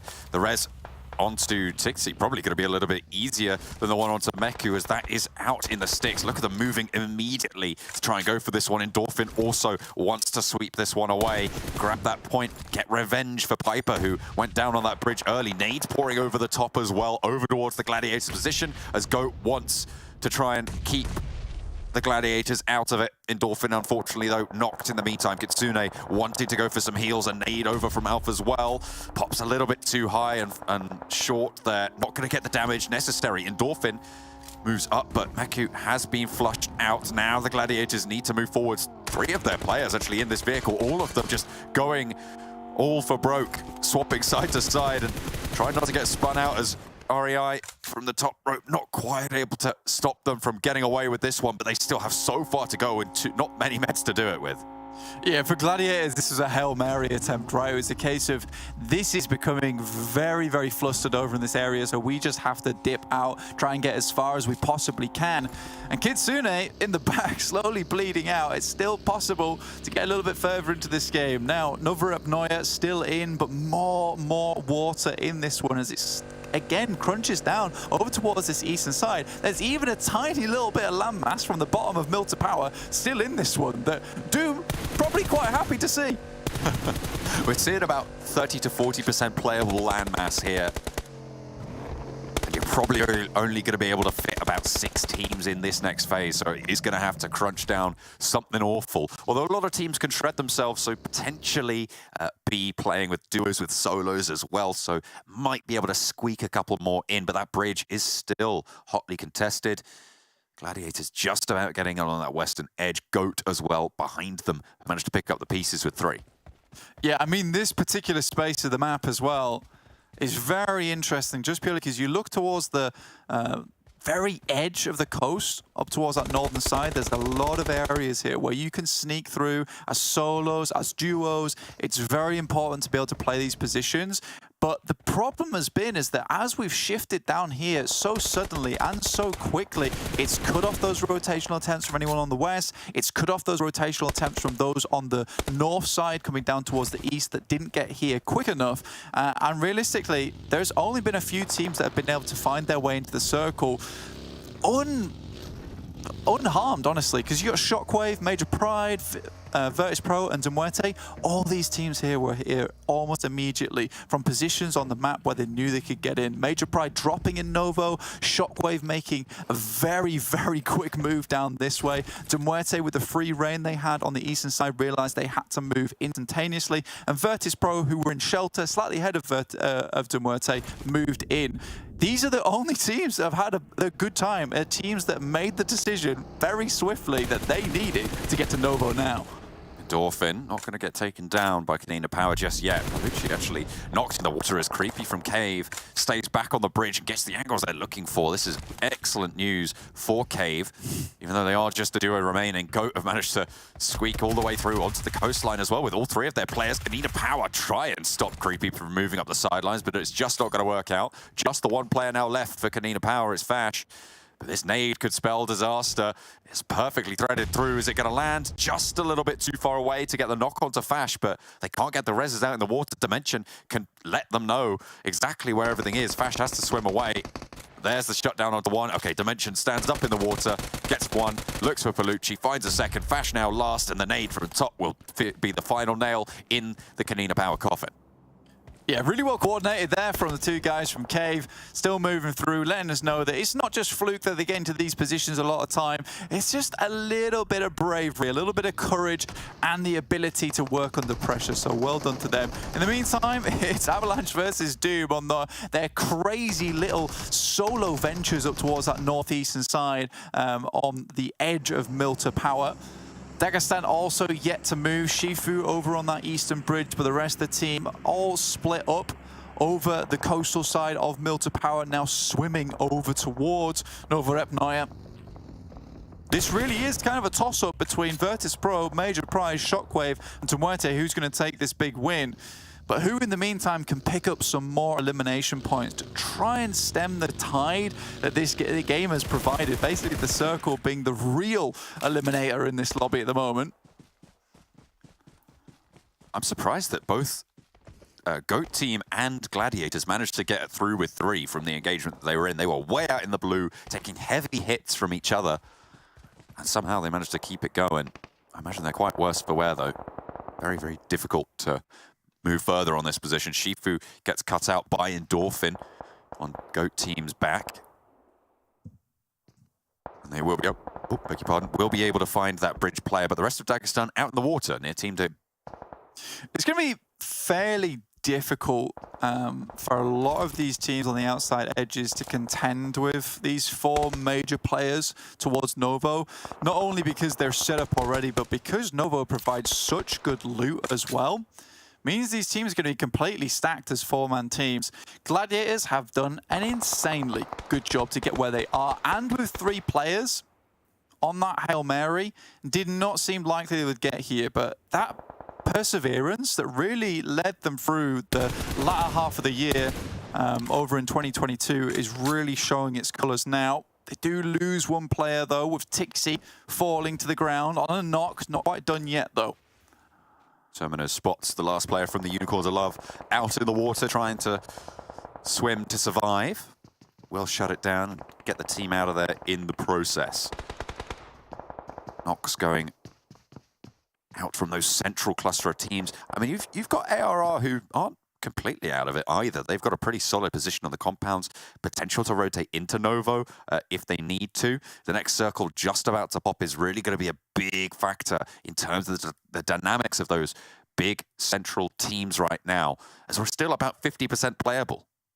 Yeah, it's tough. It's tough. I'd imagine now we're going to move back towards the mainland just a little bit, but it's really not as ideal as most people would have hoped for at this point in time. I think Goat's still going strong. Gladiators might be able to crest this ridge and get something done off the back of it, but I think for them now it's a survival game and try and pick up Nox where you can. It's going to be everybody corralled in as close as possible.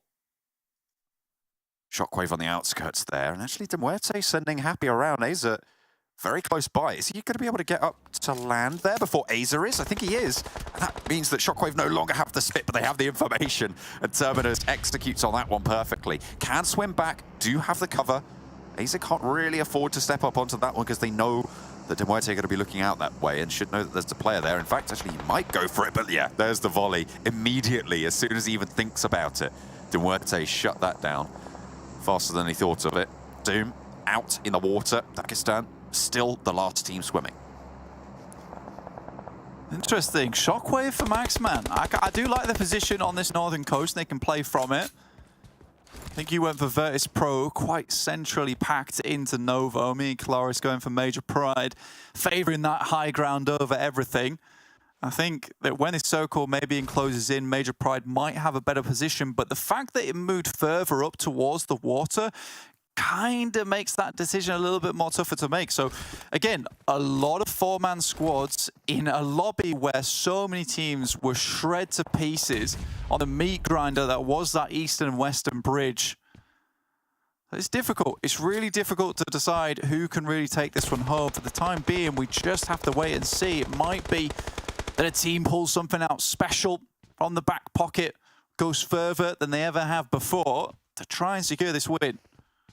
Gladiators have managed to sneak into the south side, and KASIK team even further behind them, actually. Matic might have a little bit to deal with there. The good thing about having a crates finish for solo players is there's a lot of little squeaky spots you can play that really won't get spotted until a lot later into the game. Muerte putting all their eggs in the spit basket here as they make their way up to that ridgeline, but there's not really much cover. You have to jump on over and towards that platform, which Milky Way makes successfully. Happy is not knocked just yet, and this is a valuable position for Muerte. I like how they're executing on this. They're going one at a time. They're leaving players back so they know they can get these reses should they need to. Malloy trying to bait out that spray from Terminus, but he's not going to bite. It is. I found myself in this position before, and it is truly, truly horrible to play in. It's so difficult to get out from this spot. But Malloy at least being able to toss down that smoke, or at least I think it was Milky Way who was able to do that. That's going to provide them a little bit of cover as they make the jump over. A little bit of a bait on the spray there from Terminus, coming from Milky Way, assisting his teammates trying to get on.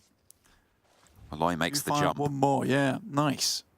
Happy now lost to regroup. Discrim, in the meantime, has just been pushing up on the 2 feet he was given. And that is a really, again, not a decisive shift. It cuts Muerte out, so it means that their line is going to be a little bit harder, keeps VP in as central, keeps that high ground from Major Pride in as well. Happy J makes that jump and lands it. Discrim, though, cut down by Terminus on the angle. Milky Way looks to move up to back it through, and back into the crate he goes. Terminus, naked hand, did get spotted, but neither player really going for too much there. Happy wants that cross. Asa is still very, very close by, and we'll be able to report all of these footsteps back to the team. Yeah, it's a nasty position to play from because as much as you want to head in towards the crate side, it just limits your information a lot. But being down towards the south side, you can't really do it in the first place because you don't want to get shot out by players up on high. You don't want to get shot out by players playing on top of these massive cranes. So you have to skirt down here, but you can see how open it is as you make your way down. And there's another team playing on the coast, which the most likely is in this situation, like Shockwave. Life becomes very hard. So I think for Muerte, making it through this feels almost like a gauntlet out of hell, where Shockwave is only making it worse, prodding and poking with hot tongs. Goat team as well might have a little bit of a sneaky angle onto the position for Shockwave at this stage. Limbo Boom trying to just survive as long as possible for Dagestan.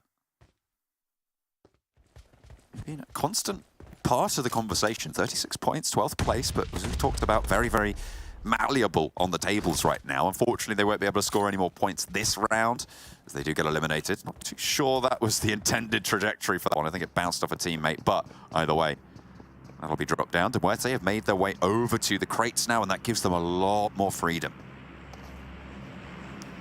Start to move around. It does mean that their sightlines are limited, honestly. That's the only issue of heading in towards those crates. You are essentially giving up your PUBG mobile player life and returning to the rat in a maze with maybe an M4. These are humanoid rats, by the way, I'm describing.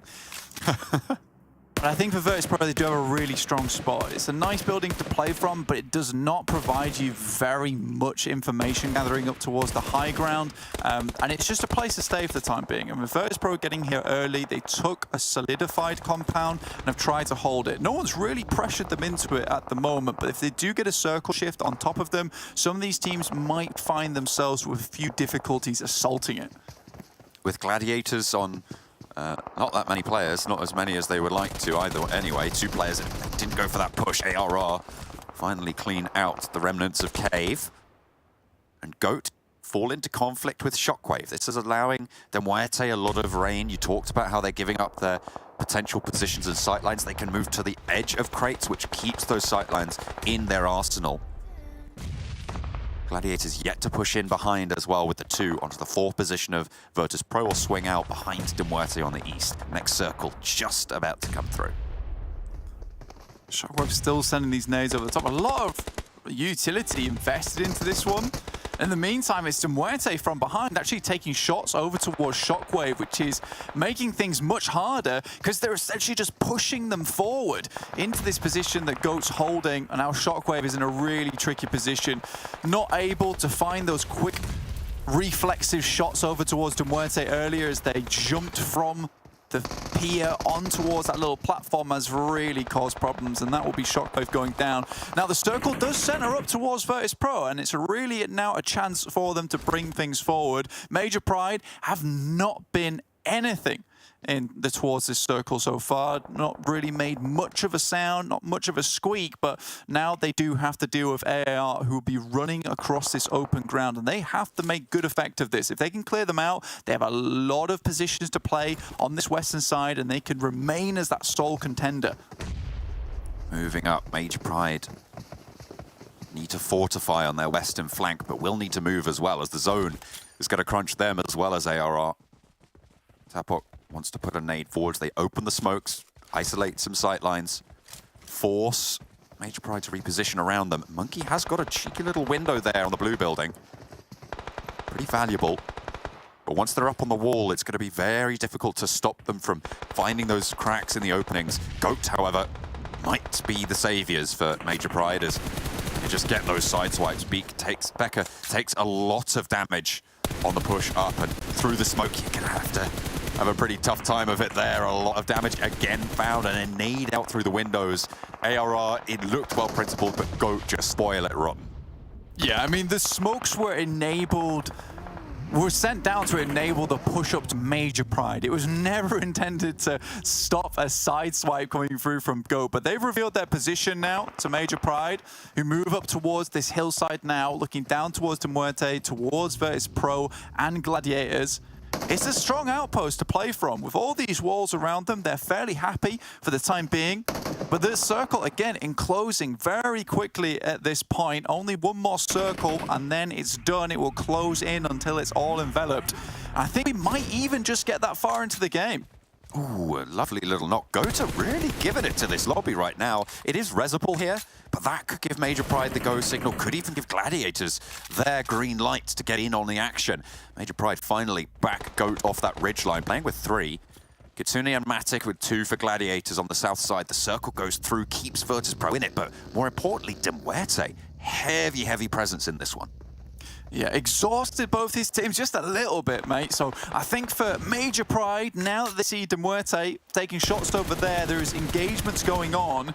This is a real good chance for them to use those vehicles, just crash in down towards Nova Repnoya. With 4 members still alive, I don't know how likely it is for them to all make it through. With Monkey going down to the zone, this is terrible news. Oh, they're lining up. Dino's down as well. One player now stands. Nomi for Major Pride is the last active, and the last indeed overall player for the roster. VIRTUS.PRO shutting them out, as well as GOAT, who have been so annoying to everybody in these circles so far. 7 eliminations, they've got a lot to show for it. Nomi, yeah, he's going to be backed off. That is Major Pride down and out. No punches left.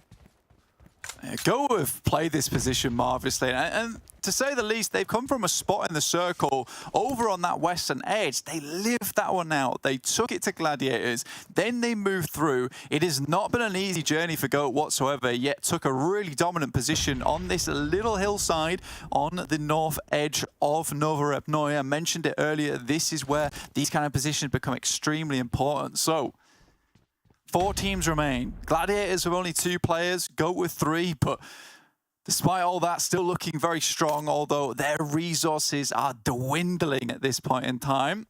Yeah, you can see those health bars. You see those health bars on the back line for GOAT. They're all in that salmon pink area, which is not where you want to be, Blink. Not at all. And there's really no opportunity for them to head out and pick up any of this loot. We're in stage 9, though. This is where the circle will just continue to enclose until there's nothing left. GOAT try and make them move out. Only Ray remaining. And that's it. We'll be done with Muerte picking up a couple more eliminations for their troubles. 10 now for them found. A very good push from their side to get out into this position. Really well done. Now they have to contend with VIRTUS.PRO. Very cold, on the other hand. Haven't done too much. Haven't taken too many shots. For Muerte, they have been fighting through thick and thin to find this position now. I'm pretty sure that eventually VIRTUS.PRO will be caught in this horribly claustrophobic scenario where they'll have to leave this building, and it will have to be done hastily. The center of the circle isn't really super in favor of either of them, though. So Muerte also going to have to leave. That's brilliant. That's a big nade coming through from Folly on VIRTUS.PRO to isolate an off angle for Muerte and keep them out of the mix, but Milky Way lines up an answer over onto purple, and that is not Resable there. The zone will crunch on in, and Discrim might even be able to get Happy back to the feet, but Gladiators, a massive wild card here in this engagement. Milky Way wants a little bit more. Happy J, I think that was a flush over onto the back lines for VIRTUS.PRO. Kitsune spotted by Folly. Nade being cooked by Kitsune. Thinks better of it, keeps it back, repulls the pin there. Purple flushed out, and a nade over onto Kitsune is brilliant for VIRTUS.PRO. Everybody now hurting. Gladiators down and out, and nades over the top. Don't quite find VIRTUS.PRO. With the Gladiators eliminated, it's 3 versus 3 now. And the resources, as you say, starting to dwindle for both of these rosters. A lineup for Discrim not quite going to land, and the smokes continue to bloom. VIRTUS.PRO need to find a pick now if they want to cross this wall, but that Molotov burning away will stop an angle that they needed. A push on in, they know Discrim's here, but what can they do? This smoke is so valuable, and the blue zone will push through it. Discrim turns the corner and immediately shut it down. VIRTUS.PRO wants to close the day out strong here against Muerte. Top dogs of the lobby, a 1 knock, 2 knock, Malloy for more. In 1 versus 1 now. He stood tall yesterday and will be able to continue to keep Muerte in the running. And they finish the day super, super strong, taking the top spot on the tables. A mid-second reload as well. That was real tight as he got towards the end there. But I think that the key factor is that, you know, VIRTUS.PRO put a lot of expectation in this building, providing them basically the winning spot. But with so many teams at 4, it was bound to make it down towards that stage 9. And as you leave that building, there's only a couple walls in front of you, whereas Muerte, they took the hard road, the hard path, right? And they moved through that position, had to fight versus Shockwave, had to fight versus GOAT. But it provided them way more utility in terms of cover, right? They could be in loads of different places at once. What I will say, though, is VIRTUS.PRO played a very interesting little Joker card at the end there by standing on top of the wall, throwing the smoke down, able to just peek over the pixels on the top, which was a very interesting move. Fortunately for Muerte, Malloy was on point today and was able to clutch it out once again. Yeah, absolutely. A brutal player for Muerte. Gets the points, gets it done. A nade could have changed the whole thing, but it was not to be in the last game of the day on Erangel. It's Muerte once again. That's it. It's been a big day for them here as Muerte destroy. They get themselves another win on the board to round things out for day number 2. And you know who else destroys? It's Monster Energy here. If you want to stay fresh, ready to go, you're going to be able to destroy with Monster Energy in any game that you're playing. So pick up a Monster today, and thank you for them for joining us here for PMPL. Maxman, let's talk about the Destroyers Muerte. What do you think? What do you de-think? What I do think the Muerte's had a fantastic day today. Another massive game 2 times in a row. They gave himself the back-to-back cheeky dinnies over here. Gave himself that Sanhok game, and of course the cheeky dinnies. I don't know. But yeah, gives what? Yummy, yummy. Go on. Yeah, oh, okay. But yeah, 24 points on the board this time around. And really what they were doing the entire time is just, they were part of the few teams that were having to swim their way through. So it was not the easiest game instantly that's going to be coming their way, but they just hold on to the ridgeline. The moment they eliminate Shockwave, they just create so much more space for themselves. And also when they eliminate GOAT, then they're the only team that's going to be hugging that coastal line. And when you know there's no teams behind you, it's so much easier to transition inside of Nova and to just have a better scope of what's going to be happening there. So yeah, I gotta say, Muerte gave himself a great day. Malloy was popping off yesterday, gave himself a lot of good points in, and hear the entire team step up at the end of these games. I'm impressed. I was shocked that we had the Novo ending the way we did here. Shockwave was shocked themselves here on the coast, eventually being taken out, but they were trying to farm anybody that was coming in from the oceans. I was calling Mr. Terminus Poseidon himself, as he was able to rule the ocean and take out anybody that was coming along. But here's Muerte. They are absolute stars for today. I mean, we saw that we already spoke about them at the start of the day here, Max, considering that they were top 3, and now they're putting in even more work. This is really boding well for their campaign. Yeah, just before this game, they were still in the top 3 position. They were just, I think, 10 points behind Nexus Gaming. That's been a little bit more silent towards the end of the day. So chances are they're going to be in 2nd place. Actually, maybe even... Actually, let me count. They might be tied up with MadBulls, actually, before that game, because they're on 85 and they gave themselves 14. Oh, that's possible, actually. You might have a new 1st place team after that. So Muerte able to just challenge with the top of the lobby. Really great stuff from that team. But towards the bottom, though, towards the bottom, they were not really at the bottom. A team that has been doing good this game was actually at the side of Major Pride. That you talked about their position, Kalaris, being great and how they executed it. Yeah, I sort of was hoping that they'd be able to make more of it, considering it for about 4 circles in this game. It's the best compound in the circle. You've got such a good overlook of Novo for a while. The only problem is, once the circle goes away from you, the transition away from it is kind of difficult, and getting into Novo is nigh on impossible, and that's unfortunately why it falls away for Major Pride here. As you can see, Nomi with the 2 grenade eliminations. That was against ARR that were coming in from that south side. I was surprised that they didn't move as aggressively, ARR, on to Major Pride's position, because once you've thrown down the smokes, you want to get up in their face straight away as fast as possible. if you lie down where they lie down, you're totally open to GOAT and you're instantly decimated. So not exactly the easiest spot for ARR.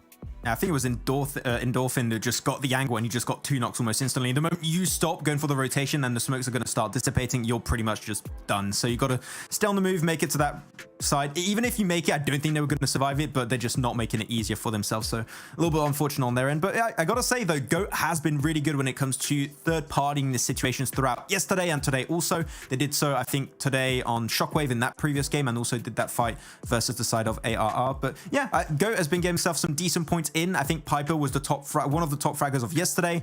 A little bit more silent today, but still some decent points coming in. As long as you're in the top 16 to make in the finals, you know, that is all you're aiming for. It's not that hard. So as long as you're not at the bottom of the barrel, GOAT team seem like they'll be okay.